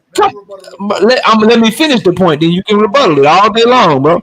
So I hear that, and I'm like, all right, cool. But if you're just as good, then you will be just as comfortable as you are fighting from the outside. As a matter of fact, if you're that goddamn good on the inside, when somebody get inside on you, sometimes that will be what you want. But there is a reason that you always want to fight from a distance. There's a reason that you always want to fight from holding somebody and getting them up off of you, bro. And I believe, I ain't saying that the person telling you is lying. I hope we get to see it one day. But I believe he refuses to fight on the inside because he's not as good at it, bro. The closer you get to Devin, the more his punches turn into slapping punches, the more his punches turn into not being turned over. And he's just not as good on the inside to me, to my eye, bro. That's how JoJo proved that knockout. Linares and JoJo Diaz proved that already. Hold on, money. Knockout. I'm not disagreeing with none of that. No, you good, Money. I don't hear no feedback. Go ahead, right side. You out, bro. Shit. Relax, bro. You good, Money. No feedback. Now you fixed it. Go ahead, right side. All I'm saying is I'm not disagreeing with Devin not fighting on the inside. I'm not disagreeing with that. What I'm saying is And going back, looking at what we would say is one of possibly the greatest fighters ever, Floyd Mayweather, what did he tell him? If you don't have to fight from there, don't. You got the skills to beat people. We've seen Floyd tell Devin this. And so when he goes in and he's clinching, I do agree. I want to see him. I want to see him fight from the inside more. I do agree with that. The problem is you got to make him do it, and he ain't ran into nobody to make him do it. Until you make the man fight from the range you want him to fight at, he gonna beat your ass. And so is Regis that guy? Possibly. That's why I want to see the fight. And my last thing is man, I'm not protecting. There was a comment earlier. My apologies. I ain't protecting Devin from no. I want him in the ring with the best. Whether it's Tank, Shakur, Loma, goddamn Reed, whoever it is, nigga. Let the brother get the smoke, as all fighters should get the smoke. Go ahead, bro. My bad, money. Regis ain't even nice on the inside like that. Regis unorthodox with his timing and his counter punching. Go ahead, money. Hey, what they saying is you saying is until somebody force him to fight on the inside. What Knockout saying is it doesn't matter when they get there, when it's time to fight on the inside, he's still not a good inside fighter. You ain't just gonna become an inside fighter overnight, bro. And I don't think he can fight on the inside. I've been saying the same shit. He's not a good inside fighter, bro. And if somebody's telling you that he's the better inside fighter than Tank, then they're fucking lie.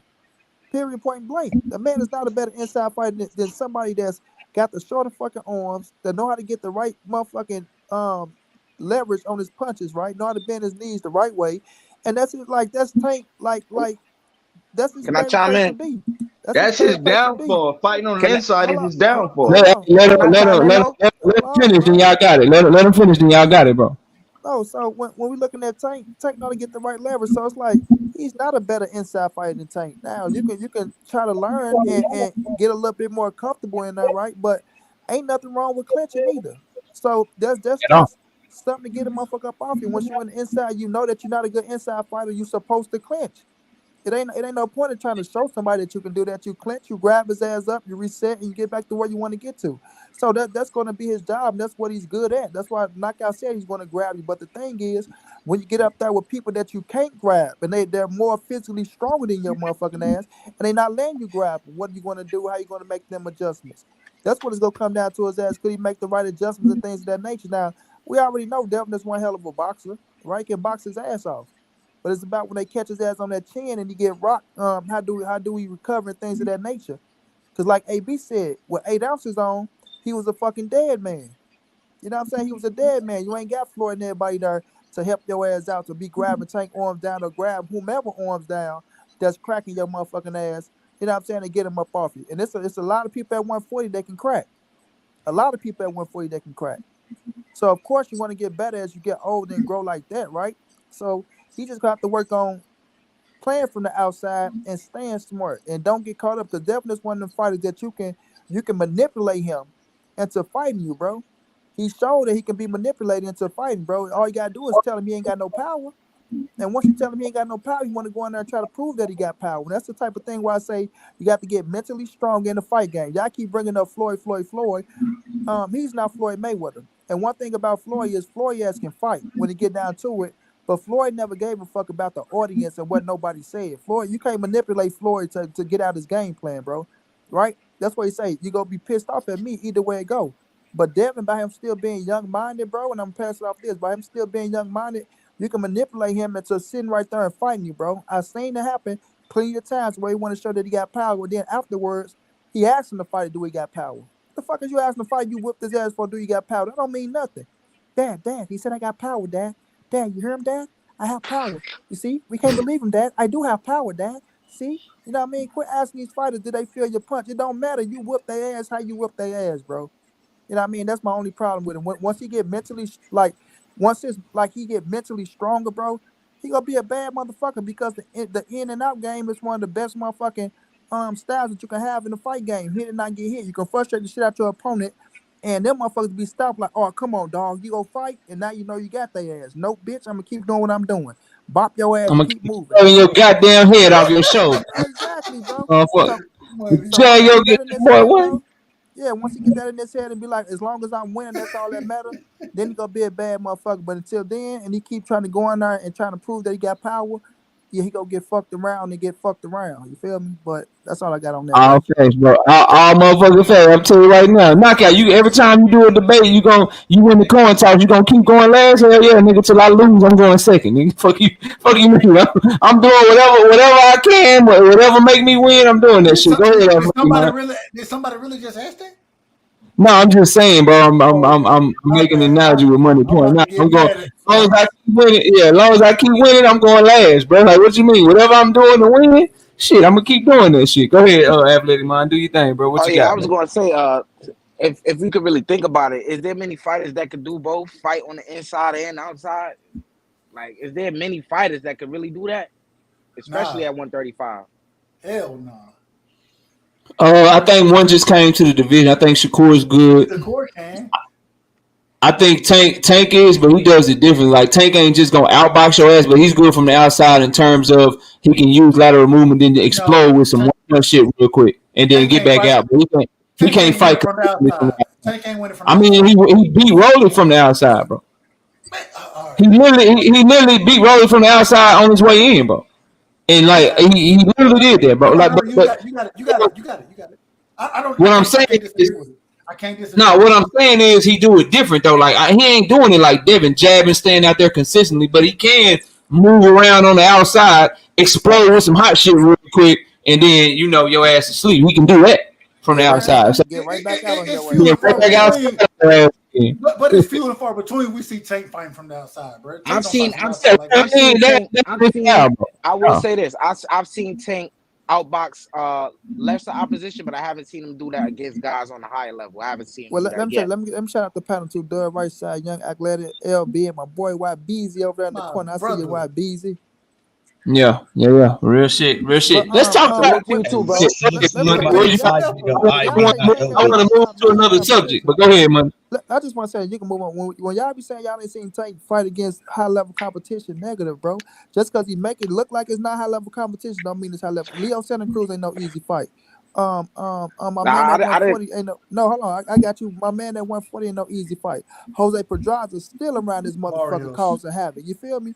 So it's like because Tank going there and knock motherfuckers out, and because he make it look easy, because it ain't easy, right? I think a lot of people like his resume get, and I'm not saying you, young. So I'm just saying he just get no. When people be saying things like, oh, Tank haven't fought, because people say that a lot, and I think that like sometimes they get drilled into people's head to make people shit on Tank resume. When a boy got some good motherfucking fighters on his resume, it's just that because he knocked their ass out, then people want to make it look like, oh well, he's just supposed to do that.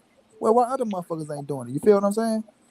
Now, I'm not saying you like trying to rebuttal me, but I'm just saying like what I was saying was like I've seen him outbox guys like Jesus Cuellar. I've seen him outbox guys like Jose Pedraza. I've seen those particular fights where I feel like he had his best performances on the outside. You know what I'm saying? And those fights, particularly the Jose Pedraza fight, was his best win. But now when I look at Jose Pedraza, I don't think that win is aging very, very well. Even though he's in a different weight class, he's coming off a loss and a draw against Richard Comey. You know what I'm saying? So I don't think he's the monster that he's perceived as. He's a great fighter, especially was at 130. But I feel like Tank, if he were to fight guys like Shakur or Devin Haney or Regis Pork, any of those guys, I feel like that wouldn't be something that he would do, outbox them from the outside. I think he'll shine in his role of being more of a counter puncher and just doing his thing as a power puncher, if you get what I'm saying. I got you, but you know why that win between Pedraza is aging well? Because when the last time he been knocked out? You see what I'm saying? Like, did Loma stop him? Did Loma stop him too? Nah, Loma didn't stop him. Loma dropped him. He just dropped him. Okay, yeah, he dropped him. Okay, yeah. And not just when you see him fighting these people, you see Pedraza giving these boys runs for their money. Like, that's my guy. I supposed to interview Pedraza. Pedraza, a great individual, bro. A great individual. But it's like once you see him going out and the way you see him fighting these cats, they not doing what Tank did to him. You know what I'm saying? I mean, what about the draw with Richard Comey? That's a draw. Some people felt like he won the fight.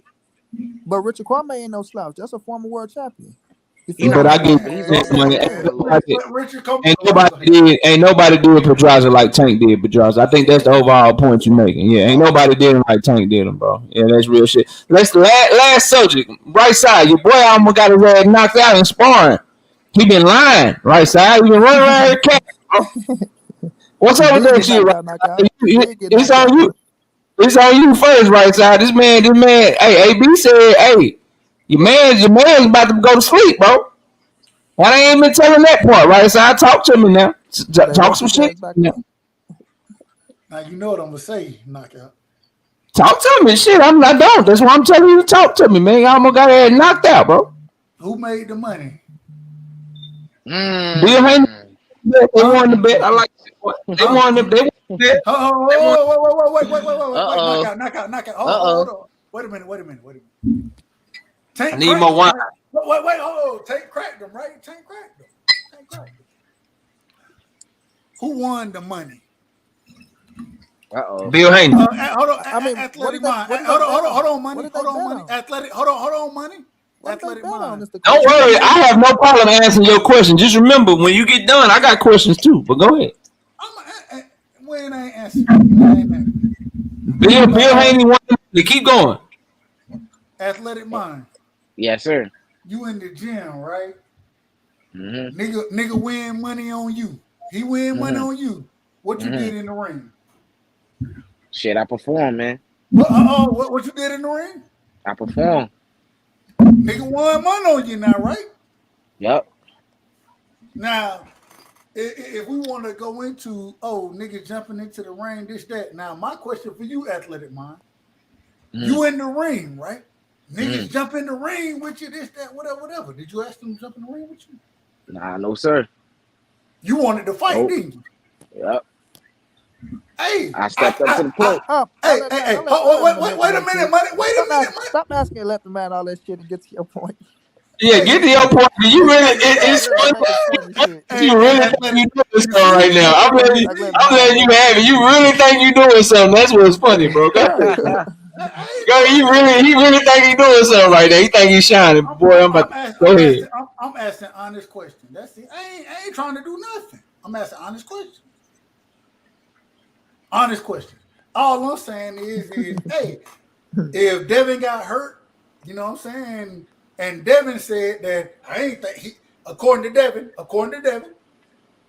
not according to nobody else, according to him, nigga said he wasn't hurt. Tank said he cracked Shakur. Shakur said, I wasn't hurt.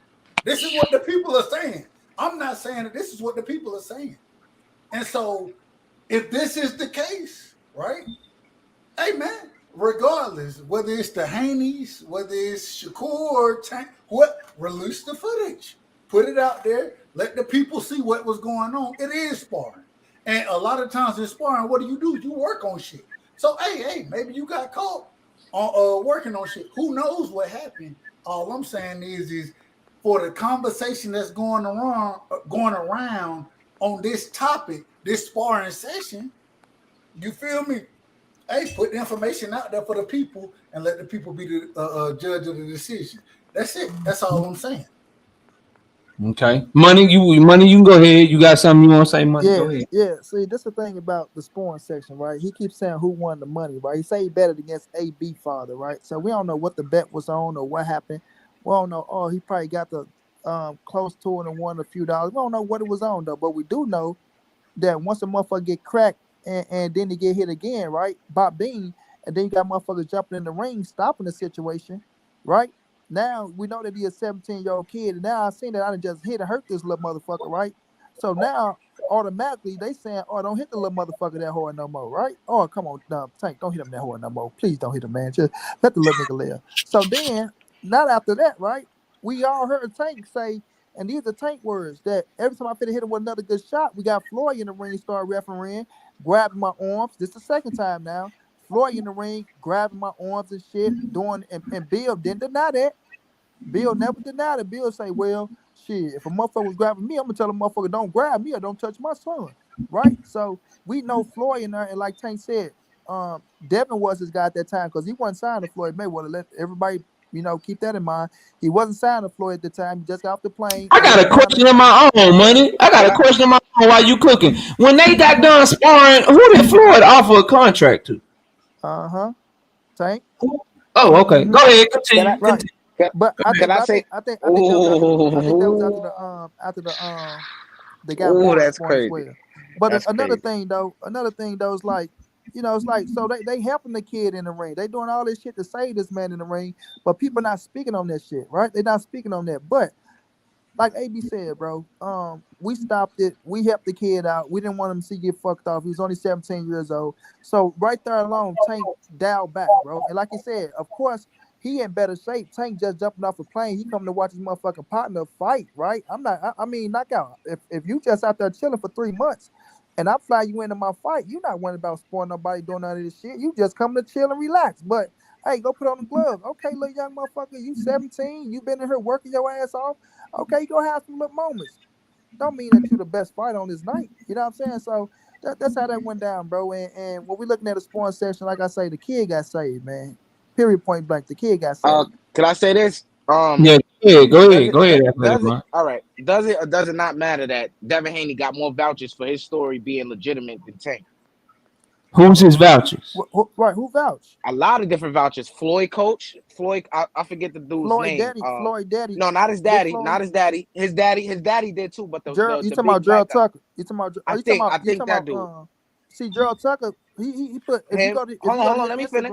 All right, I'm gonna let you say this. And then GT is the coach right now for Floyd. But if you go to his Instagram, he didn't give us everything. He said once he get X amount of likes and X amount of this, that he go tell the whole story. He started off with some, but then he never finished up. So I'm waiting for him to finish up too. But you talking about Big Boy, that he used to fight with Floyd, knockout. That was in the Olympics with him and shit. Him and Earl got into it and shit. I'm talking about him. I'm talking about Floyd Daddy. I'm also talking about Andrew Dabidi was there. What's this guy's name? That fight at 175. Damn, what's his name? Badu Jack.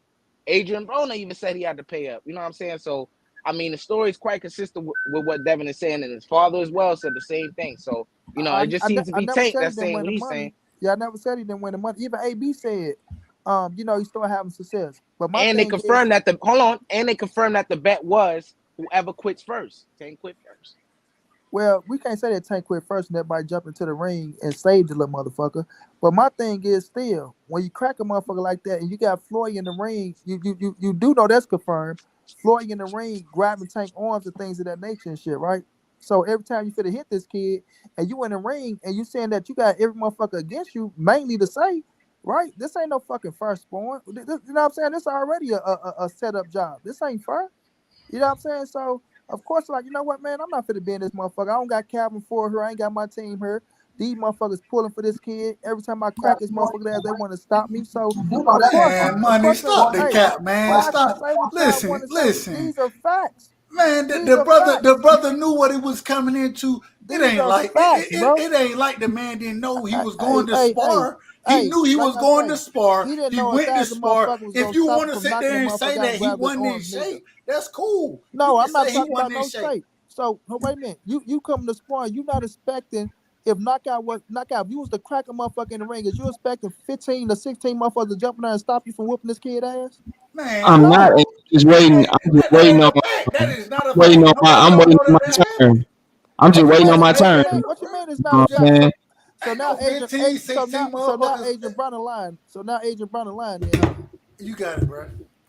Again, let me say this, bro. This is what I think, bro. Like, are we calling Adrian Broner a liar? Is the first thing. And then if we call him a liar, are we also saying that, the part he said about Devin is true, though? What he said about Devin, that Devin started turning up after the shit had broke off and Devin was in better shape. Devin started getting the best of Tank. Was he lying about that? Or was he telling the truth about that? So if you're going to call him a liar, you saying that he was lying when he gave Devin his props too? That's why I think there's validity to what Adrian Broner was saying, bro. Because he said, basically, we all know that Tank caught him with a shot early. Had him hurt, had him buzzed. And AB seemed like he might have messed up the money because had they just let them continue to fight, maybe Tank does stop Devin. But after all that commotion went out, everybody jumped in the ring and shit, and they got out and all that shit, then as time went on, Devin began to get the best of Tank, and Devin won the money. That's basically what AB said in a nutshell. But what I'm trying to figure out is how come ain't nobody calling out the fact that why Bill Haney and Devin Haney didn't bring that part up? Because every time I've heard them talk about sparring, they made it seem like they just dog walk Tank. But after all that commotion went out, everybody jumped in the ring, you got out and all this shit. Then as time went on, listen to me on YouTube too. See, somebody got YouTube on here. Take me off on. You got to take me off your YouTube. See, and just listen on the StreamYard, brother, and then we'll get to you. But so when I'm listening to AB, I believe his story. I believe it happened just like he said it did. I believe they went in there, they went to sparring. I believe Tank cracked Devin like he said he did early in the sparring. Had him damn near out, had him stunned, whatever the case may be. And then Devin began to turn up on Tank once Tank got tired and shit because he was out of shape. But I don't understand why that's so hard to believe. But I don't think either one of these brothers, Devin Haney and Tank Davis, you ain't going to tell me that you sparred with Devin and he didn't have no moments, bro. You're not going to tell me that you sparred with Tank and he didn't have no moments with your ass, bro. But what I also know is that the shit that it seems like Devin was able to take advantage of, Tank not being in great shape, if they ever fight for real, he won't be able to take advantage of that. The shit that kept Devin from going to sleep, people jumping in the ring and all that shit, ain't nobody going to be there to help you. The fact that they had on headgear when they sparred and 16-ounce sparring gloves instead of the 8 ounces that they fight in at 135 or 140, that shit ain't going to be there, bro. So I just want people to understand, and what I'm trying to get y'all to see is that, bro, AB ain't got no reason to lie to y'all, man. Like, both things can be true. You ain't got to jump on and cap and shit and act like Devin never got hit by Tank. Like, that's what Bill and them doing. He never got hit by Tank. He just went in there, whooped Tank ass, and Tank didn't have shit for him, bro. No, dog. Like, what happened? And I believe AB. I'm like, you can't tell me that man lying, because if he was lying and he wanted to cap for Tank, he wouldn't have gave Devin no credit. He would have just cut the story short. Shit, Tank had Devin out on his feet. We all jumped in the ring, and then shit, they stopped the sparring. But no, he let you know what was real.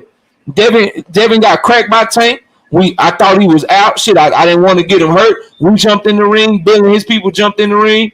Shit went crazy for a minute. We all got out the ring, and they continued. And as Tank got tired, since he was out of shape, Devin started getting the better of him. That's what I think happened, bro. But I just find it funny that now that we know that shit, people are trying to, well, who won the money? Who won the money? Who did this? Okay, cool. I give you that. But now tell me, my question for all the people that just want to, well, who won the money? Who won the money? How come Bill and Devin wasn't admitting that Tank cracked them in the second sparring? Because they ain't want to make it seem like they almost got knocked out in 2 straight sparrings with Tank. Like, why they didn't want to bring up the fact that they was getting cracked and shit, bro? So at the end of the day, if you ask me, bro, completely objective with it, I know that Devin then got caught by Tank. I know that they had on headgear, and I know they had on 16-ounce gloves, bro. Devin getting walked too, bro, if they fight for real. Did you see the interview I'm talking about when Tank said Floyd grabbed his arms and shit? So yeah, I seen that shit too, bro. I seen that shit too. Yeah. So I don't know, bro. People got to tell the whole story. C Coolidge, what up, man? Hey, what's going on, Knockout? Chilling, bro. Go ahead, talk your shit, man. Hey, I got a question. I hear all y'all talking about Adrian Broner jumping in the ring, all this about Tank. My thing is, okay, they had money on the line. Maybe Adrian Broner jumped in the ring, maybe he didn't. We don't know. Now, if you look at all the stuff that they do, they put the footage out when he kicked Red Cash ass. They put the footage out right away showing that he was beating the welterweight. So why aren't they putting this footage out? Forget all the talk. Because he don't got the footage. Why ain't they putting footage out like Devin Haney saying? Because when he had those sparring sessions, he was in charge of this shit. He wasn't in charge of this one, bro. They didn't hesitate to put that Red Cash because he was in charge of that shit. That was his footage, bro. About a fight. And that shit y'all talking about, Tank the box outside, knockout, you tripping. He only did that against Rolly because Rolly ain't shit. Look, I can't say this with what the OG saying. I think he does have control of releasing that footage because Ellie Sekback is a huge supporter and advocate for Tank Davis. Yeah, but he not letting it out. Yeah, I don't see it. I feel like if Tank asks him, he will. because he has a but you know, he was offered $25,000 to put that out, but everybody want to talk about what they could do. That's Mayweather Gym, bro. What happened to Mayweather Gym? No, Mayweather I understand that. over, bro.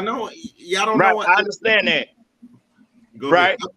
What I'm gonna say? What I didn't want to cut y'all off, man. I just had to. No, go ahead. I hear you. Like double Dutch. I'm listening. Hey, like sound like a tank hater. That's all that is. Boy, sound like a tank hater.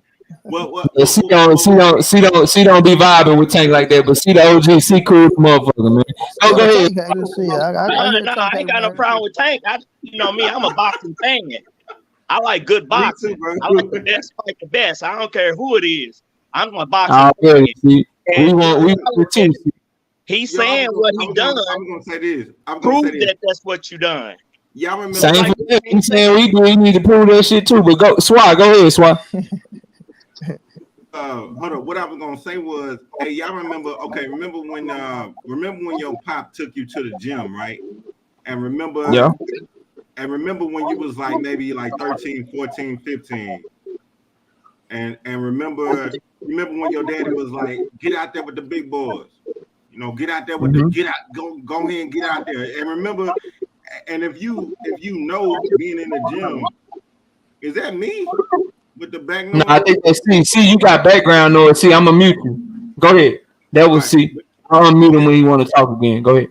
You know what I'm saying? But you remember when you was watching somebody daddy, like, look, you know, as a little kid, and you was one of the big guys on the court. I played basketball, football, baseball, dabbed in boxing, but I mean I remember that because my daddy the one did that to me. So remember when you was like 14, 15, you go out there and you see them 18, 19-year-olds out there on the court. Mm-hmm. So he throw you out there.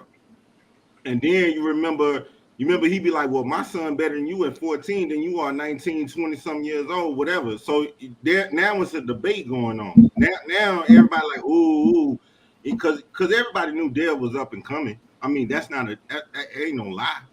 You know, everybody knew he was coming. So the thing is like when I heard the clip, and you know, y'all know I rock with y'all, man. Salute, you know, KO, man, my dude. Everything boxing, OTB. I mean, come on, I shout y'all out all the time because y'all the one brought me into the whole social media boxing thing. Love the community. So, but check this out though.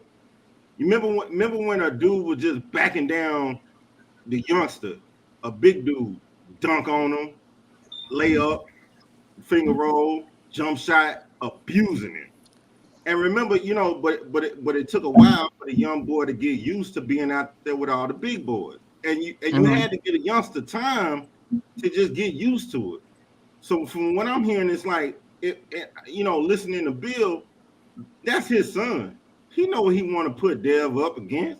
Can't nobody tell that man what Bill is gonna open up Devin to. Can't nobody tell him that.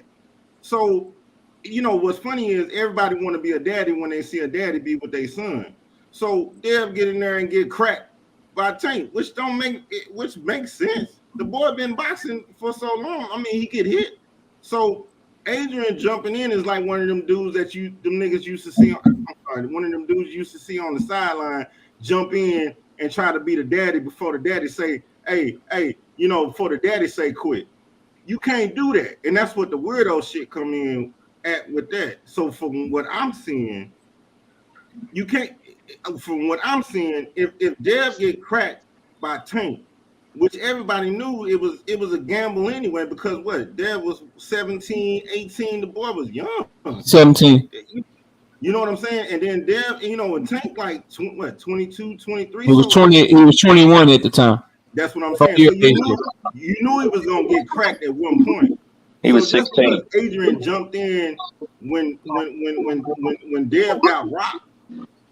That don't mean that Dev wasn't ready for the challenge. That don't mean that Tank was, you know, getting outclassed by Dev. It just means that, Adrian tried to jump in when Bill was like, let the little nigga fight, man. You know, just because it got cracked, you didn't knock him out. So let him stay in there. So that's what I think what happened with that. So, you know, and I think that Tank did hit him with some hot shit. But at the same time, I think Dev, you know, came in and showed that he was supposed to be there, even though Tank was tired. But that's what I'm saying. That's a whole nother vibe when you bringing your son into a new kind of thing. going in there with a monster. You have to and shit. You know what I'm saying? I mean, that's my opinion. You know what I'm saying? Yeah, I but that's got the you. second time they Go ahead, sparring. money. Then I want to get the mastermind. Go ahead, money. Because I'm about to go ahead and go start the show myself. But listen, there's Already. nothing new to them, bro. So when you be saying things of that nature, that's their second time sparring. You got to understand that. So they had a little history already with Tank beating the shit out of Devin the first time. So now they, Devin get a little older now. Now they want to show that, if you want to get his get back. Right. That's just, you know what I'm saying? The normality of the shit, right? So you can't say, oh, that's AB trying to be a father, not like that. Negative, bro. You got to understand. Tank came there with AB. He came there with AB, right? He just got off the plane and shit like that. Adrian Broner was fighting the next day. Showtime Sean Porter, which he should have had his ass sleeping somewhere getting ready for the fight. But nonetheless, right? You there, you bring him there and shit. You see Devin in there, there's a young kid and shit. Then you know what Tank about. See, AB knew what Tank was about. Everybody didn't really know what Tank was about. You know what I'm saying? So when Tank cracked this motherfucking ass like that, then you hit him again. It's like, hold on, bro. I don't want you to fuck this boy up in here. So it's like, hold on, let's stop for shit get too heated because you never know how shit go. Right? That's why I said we all jumped in there, and then they all jumped in there. So it's not like, oh, they there just to spar, then it's this, that. Don't go like that, bro. That You're shit could have went explaining that shit elsewhere. real good, Yeah, OG. that shit could have went elsewhere, bro. So That it's like sound good. when he, yeah, bro. Y'all, hey, Yeah, listen, bro. everybody, listen, bro. Everybody gonna have a perception of this shit, right? Y'all got y'all perception, we got ours. At the end of the day, street shit is street shit. What Adrian Broner saying is, I brought this dude here. They got motherfuckers with them. I got a bunch of Cincinnati motherfuckers with me, right? We fight tomorrow, right? So before Tank get in there and crack this motherfucker, knock his little ass out, no matter how y'all want to slice and dice the shit, right? And then this motherfucker go AWOL, we turn this motherfucking Mayweather gym up because everybody start going at it. Let me slow the shit down and let them know that y'all just in this motherfucker sparring and that y'all in this motherfucker fight like that, right? And that's what I got from it, bro. So y'all can take y'all Right, but perception. hey, I gotta say this real quick. Hold up, money. I gotta say this because you my dude. What I'm gonna say, I'm not saying AB was trying to be a father. What I'm saying, it's always that weirdo ass nigga on the sideline trying to stop shit from happening when a dad is trying to make that little man grow up. The thing is that you see what I'm saying? Like it's always that one weird ass motherfucker on the sideline. I remember when a nigga tried to jump in and All I'm saying is this, bro. This is all I'm saying to y'all, bro. Like at the end of the day, bro, to act like AB is lying, bro. Like, dog, like the shit makes sense, bro. Like it makes perfectly good sense. If he was lying, he would not have given Devin any kind of props whatsoever, bro. He kept it all the way real, bro. He kept it all the way real. Like they lost the money. Devin ended up winning the sparring session, if that's what y'all want to say. But this narrative, again, another narrative that he just went in there and dog walked Tank and beat his ass and did all that shit, bro. That shit didn't happen like that, bro. That's all I'm saying. That's the only point I'm making. Mastermind, what up? But I gotta get up out of here, bro. I think I'll start. All right, bro. I'll let you, man. I'll send everybody over there after we done, bro. Hey, salute, man. Yes, sir. Hey, man. Yeah. I think we putting too much emphasis on that sparring session, man. You know, Tyson and Holyfield spar. You know, Lennox Lewis and Tyson. You know how it go. And then he up and coming, man. You know, it's a whole different ball game when they get in there with them 8-ounce gloves. But I'm looking at it. I'm looking at it 50-50, man. But Tank got that special that Wilder, man, take you out anytime, man, 1st through the 12th. That's what I like about Tank. But I think Devin got to fight a perfect fight. You know what I mean? But they definitely trying to. It looked like they don't want Devin to eat though. That's what it's looking like. He undisputed. They should have been gunning for his ass. Who don't want him to eat? The 6-ounce gloves. It's like Tiafimo and Tank don't want him to eat. They don't want him to eat. Remember, he was like, that nigga ain't about to make a name off my fight. Off me. We went over this already, Mastermind. Tiafimo ducked him here at 140, and Devin just got like $3 million twice to fight for undisputed. And now he about to fight Loma, probably the second or third biggest name in the division. He eating. Right. He eating, bro. But let me go to see what else. See, you been raising your hand. See what you got, bro. Look, man, everybody's speculating on how a sparring session went. Forget about the sparring session. If he could whoop Devin Haney so easy, knock him out. When Devin Haney was calling him, when he had no fights, when Tank said, you went undisputed, I want to fight you next. Then he said again, after I fight these two guys, I want to fight you next. Why ain't he just fighting them? Because he's not available. And then That'll shut up everything. Cause sparring don't mean nothing. I don't care what happened in sparring. I agree with you, see. I agree with half of what you said. Sparring don't mean shit. That's the only point I'm really trying to make. But Devin ain't been available, bro. No. Hey, Y'all knockout. Let the brother finish. Let the brother finish. Y'all gotta listen to the whole story. Even though Devin Haney was undisputed, Devin said he would have dropped his belts to fight Tank. You know good and doggone well in boxing, them contracts don't mean nothing half the time. He could have went against that contract, gave up all his belts, and fought Tank. Tank didn't want to fight him. Don't do it, knockout. And then Floyd even said Shakur and Devin need to leave Tank alone. If they want to get their ass kicked, let them get their ass kicked. If he can beat them. I don't think you looking like that, man. Everybody keep talking about his power. Okay, he got power, but you got to be able to hit the target. He gonna get hit, but it might not be that hit to knock him out. So everybody looking at it wrong. Just like everybody, y'all looking at it wrong. Everybody think Garcia gonna get knocked out. I think he's gonna get knocked out too because he keep his chin up too much. But it doesn't mean that he don't have a chance because Tank ain't fought nobody with no real power. He ain't fought nobody with no real boxing skills. If y'all going all the way back to Pedraza when he was at 130, come on now. We talking about what you did lately. You know, knockout, that's what boxing about. What have you done lately? And what he done lately is fought tomato cans the whole time. They protecting Tank. I'm not saying Tank can't beat him. Man, stop cap. But they protect him. Stop the cap, man. Let him finish. Hell no, you just told me to let him finish, and now you couldn't see off. Don't cut off the OG. Let him finish. But OG, I'm about to get your ass. OG, I'm about to get your ass. Finish up, see. Finish up, OG. Give you respect, man. OG, bro. First of all, man, I got nothing to love for Shakur. Hey, real quick, y'all say what you got to say. You can see it on his face, man. You can see it on Knockout face. You know you about to say something. To the OG. I just want to say this to the OG. I apologize, brother. Matter of fact, we done been on multiple, we on channels together all the time. So much love to you. I apologize, bro. I cut you off. You're talking nonsense, but I cut you off. So let me say this, bro, and I gotta end it on this note to my OGC cool. See, I know, bro, that Devin Haney and Bill Haney, I know they told you that, man, we'll drop the belts to make the fight, and I know you got up here and you told me that rematch clauses and contracts, they don't mean anything. But OGC coolest, bro, there's a reason that Tyson Fury went around the world telling everybody he was about to fight AJ. He didn't give a damn. The contract with Deontay Wilder, that shit expired. I'm finna run around this bitch and I'm fighting Anthony Joshua.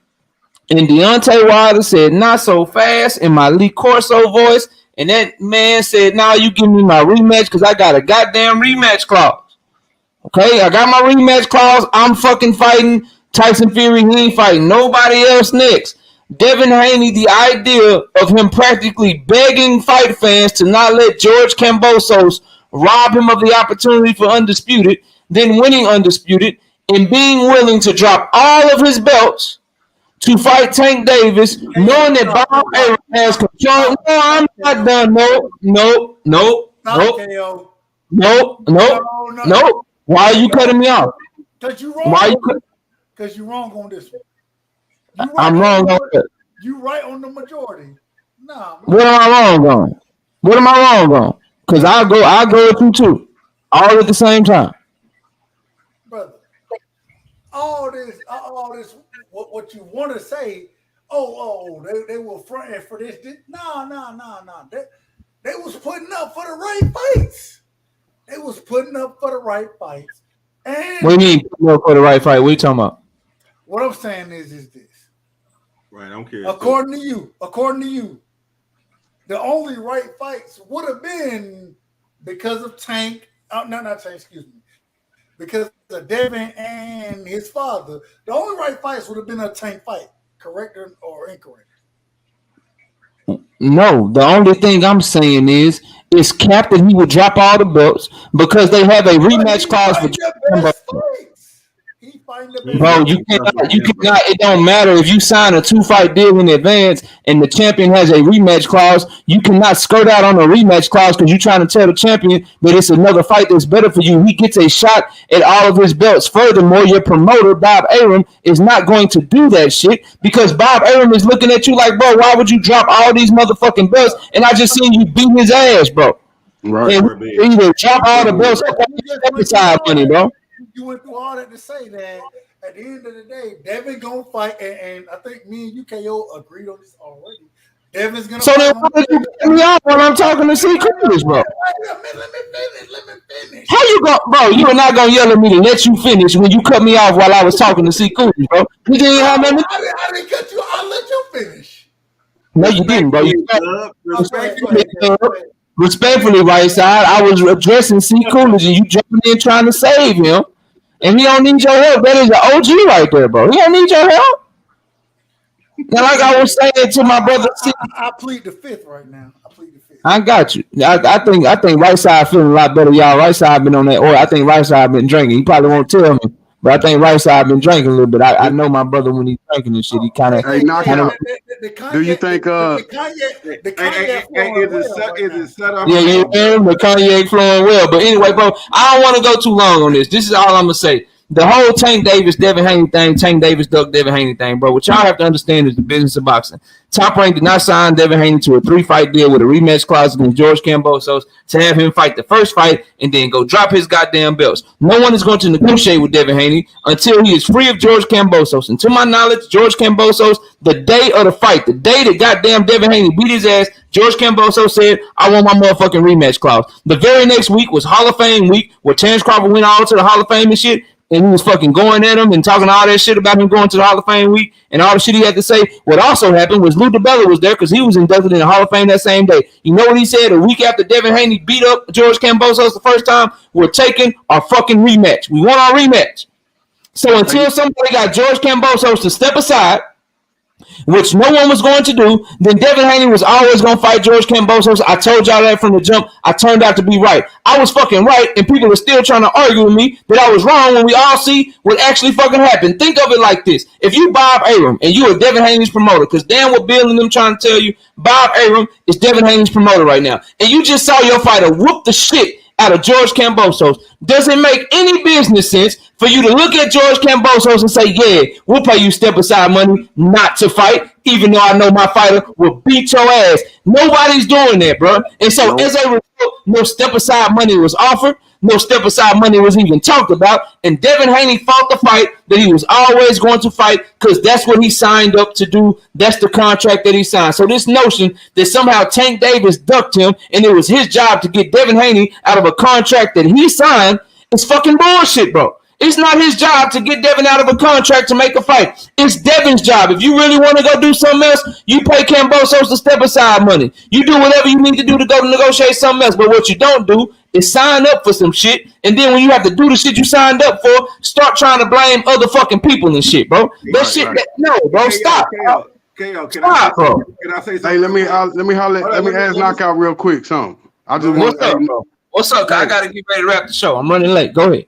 I think if Tank do what he say, right, when he said he want to finish up, he gonna knock off Garcia, then he want to knock off Devin and Shakur, and then exit. That's a good extra strategy. That's a good retirement plan. Then you out by 30 million that up. It ain't even about the retire. I hope he don't retire at 30 because he got so much to give to the sport. It's about the same, bro. It's the same shit that we talk about. And I hate to say this, and then I'll get everybody last words, but this is how I really feel. If you really want to look back at revisionist history, what were we hearing from Terrence Crawford fans? Earl is ducking, Earl is ducking, Earl is ducking, when the fight was never really realistic until they actually went into negotiations. I'm hearing the same shit from anti-Tank people or Devin Haney fans. Oh, Tank is ducking, when they've never sat down at the negotiation table. The fight has never been realistic for either one of them. The first time they're both going to be available is when Tank gets done with Ryan and Devin gets done with Loma. Then if they negotiate and Tank pulls some bullshit or some whole shit and duck out, then we can have that conversation. But why Devin Haney is tied up to 3-fight deals and rematch clauses and already planning to fight Lomachenko, we can't go blame everybody else that's not fighting Devin. And him and his father do a great job of manipulating a lot of fans. I ain't saying they doing this to you, OGC, but they do a great job of manipulating the conversation and talking a lot of shit and making it seem like, oh, we only fought Kambosos in a rematch because Tank didn't want no smoke. Shit, we said we drop all the belts. When if you paying attention, you know Kambosos would have recall because Kambosos gave Devin Haney a fucking shot at all the belts in the first time. And his contract is to fight you back for all the belts that you beat him for. You can't go dropping belts. And the shit that they try to tell me is that somehow he could have, well, no, his rematch clause was for the belts, not to fight Devin. So what y'all think was going to happen if Devin dropped all the belts? Kambosos was able to get a contract from the IBF, the WBC, the WBO, and the WBA that, hey, no matter what, I get to fight for all the belts next. Even if Devin dropped them hoes. No, bro, that shit was never a fucking option, dog. Like that, it baffles me that people would think this shit, bro.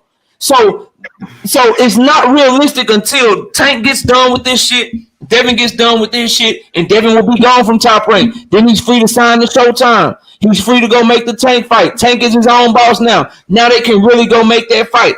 Everything else been capped up to this point, bro. Like y'all gotta stop this shit, man. Y'all giving me a headache, dog. Y'all really giving me a headache, man. Let me go to CC. Go ahead and give your last words, man. Then we'll go to Mastermind. We'll go to SWAT, and we end up with right side. C, go ahead and give your last words, OG.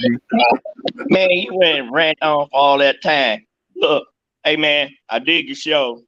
You know, sometimes I don't be in the chat, but I always look at the show. I just listen appreciate to you, that. I don't get into that chat all the time. You got me sweating shit, but I appreciate you. You got me sweating over here. I've been drinking too much of this red wine and shit, man. Go ahead. Look, man, this is how I look at it. I don't think neither one of them ducking each other. I just think, for me, I just think if you really want to fight them, you fight them. If you can beat them, you can beat them. That's just how it goes. I'm a boxing fan. I'm not a particular boxer fan. I'm a boxing fan, so I'm for the best fighting, the best out there. Because what they've been giving us has been a whole bunch of jump fights. So I ain't mad at that. I agree with that shit. Just like Terrence Crawford, he talking all this noise. We know he lying. People talking a lot of noise. We know he lying. Tank and Devin, they talking, and Shakur, they talking, but we don't know which one of them lying.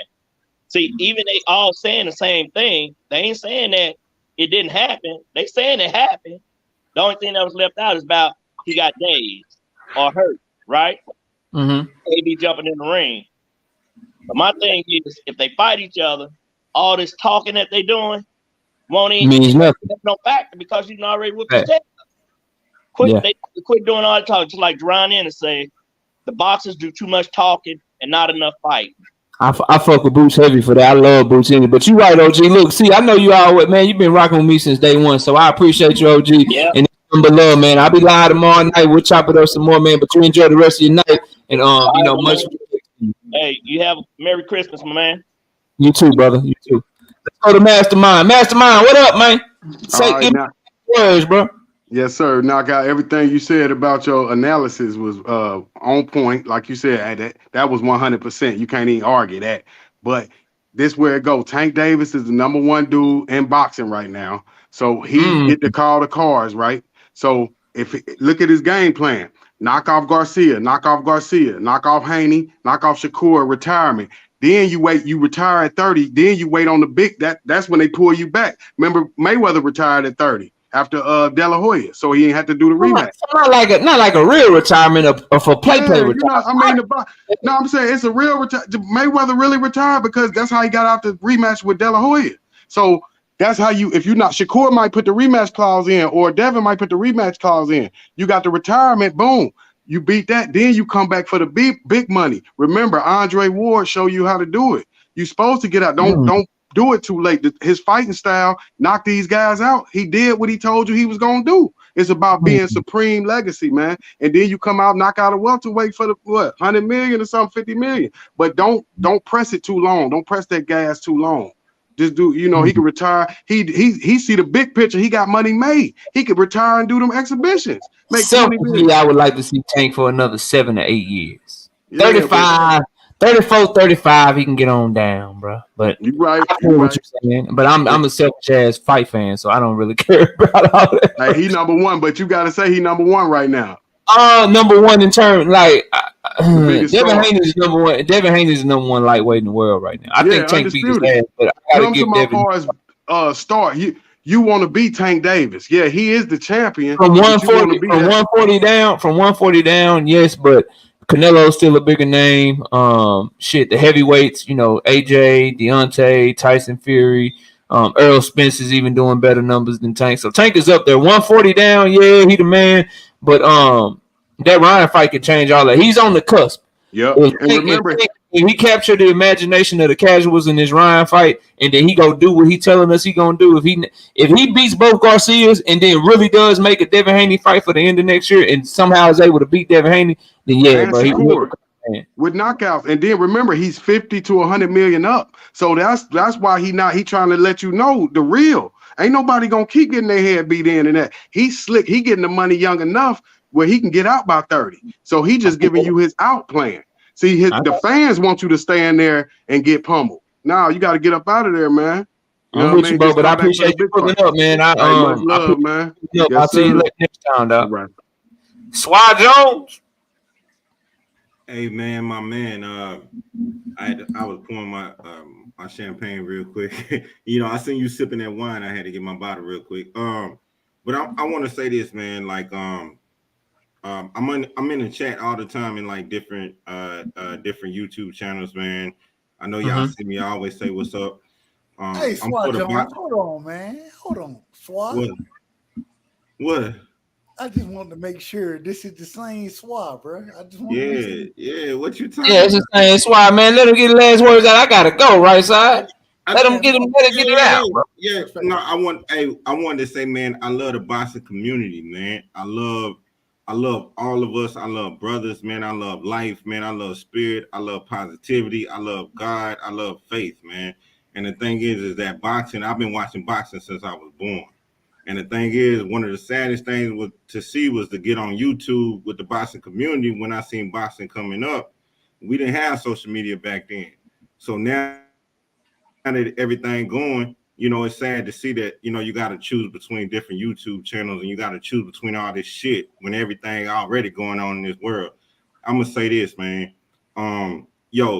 Knockout, man, you don't want to do it. I told you that way back then when the first time we even connected on social media. I said you was the one to do what you're doing. Dub, you already know, respectfully, you my nigga, man. And I don't even mean this, I mean it. So what I'm saying is, man, keep it boxing. I watch all y'all. I love y'all. And thank you for bringing me into the community. And I think it's big things going on. And that's my stance, man. That's my square. I'm not getting off of that. So, man, hey, love y'all. Peace and appreciate love. That, bro. Blessings to y'all. Take care of your kids. Take your family. Merry Christmas, man. And I'll see y'all on the re-up, man. Love y'all. All right, bro. Peace out. All right, right side, you cognac sipping. You know what I'm saying? Get your last words out, man. I'm going to put the banner up there for you. Go ahead, bro. Man, I had the cognac for the first time in a minute, bro. I ain't going to hold you.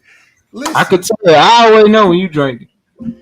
Listen. You be all respectful and shit, and you be chilling, and you let people talk and shit. Then as soon as you get to drinking, you don't want to let nobody talk. You don't want to let nobody get nothing off. You cutting off everybody. You literally told me to let C talk. Then I start letting him talk, and then you proceed to cut him off. I cut him off. Let him talk, bro. Like, man, get your last words out, man, so I can get off of this damn thing. My wife is in the chat talking about she need her time and shit, and I'm trying to go give it to you. Feel me? So hurry up, man. Man, you know what? The first thing is always going to be the first thing. Salute to Miss KO, man. Much love to Miss KO. Much love to the family. You know what I'm saying? I ain't got the kid's name down right, so I ain't gonna need to try. But at the same time, I see them in the chat. I never know. But hey, man, salute to the family, man. KO, appreciate you, bro. I ain't gonna hold you. I gotta tell you this. What, bro? So I stepped away for a second, you know what I'm saying? I ain't been following like I normally do. And I'm sitting looking at your shit. I'm like, man, this shit gotta be bad for Devin, bro. This shit gotta be bad. I gotta go look at this shit so I can argue with his ass. That's how bad it is, bro. I gotta go lick the shit fucking with you because I got so much respect for you. So I can argue with you, bro. Like, you know what it is. But man, much love to you, KO. Hey, hey, my last thing. What's that, bro? I feel like so I got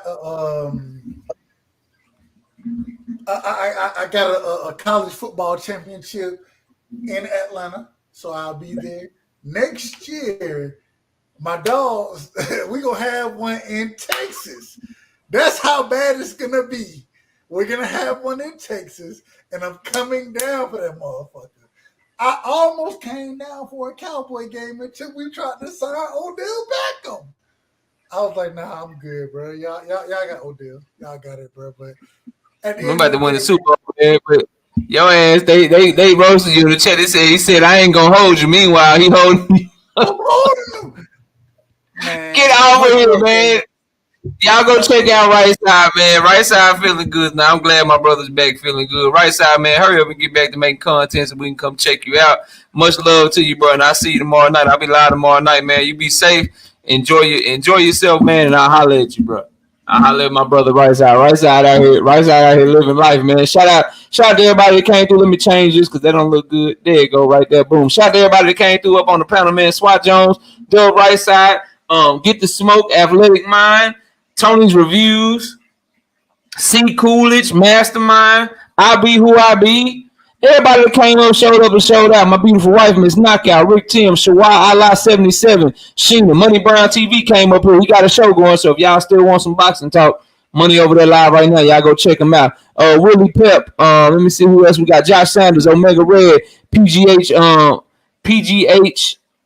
I Keymaster, bro. I can't. PGH is what I call you. But PJH, my brother, always showing love. Let me see who else. Rick Jones, Teach, Jamar, 1984. Wow, everybody that came through, man. I appreciate y'all. Y'all enjoy the rest of y'all night. We'll be live tomorrow night. We just dropped 4 videos to the channel. I got a fifth one uploading. We got like 7 predictions already up. I got another 3 or 4 more coming tomorrow, another 3 or 4 more coming after that. So we working, man. Y'all be sure to check out all the content, hit the like button on it, subscribe to the channel if you're new here, share the video, turn on your notifications, and go follow me on Twitter, y'all. We popping on Twitter too, at KO Boxing 86 TV. Enjoy the rest of y'all night. Appreciate y'all watching, and with that, we out of here. Peace out, y'all.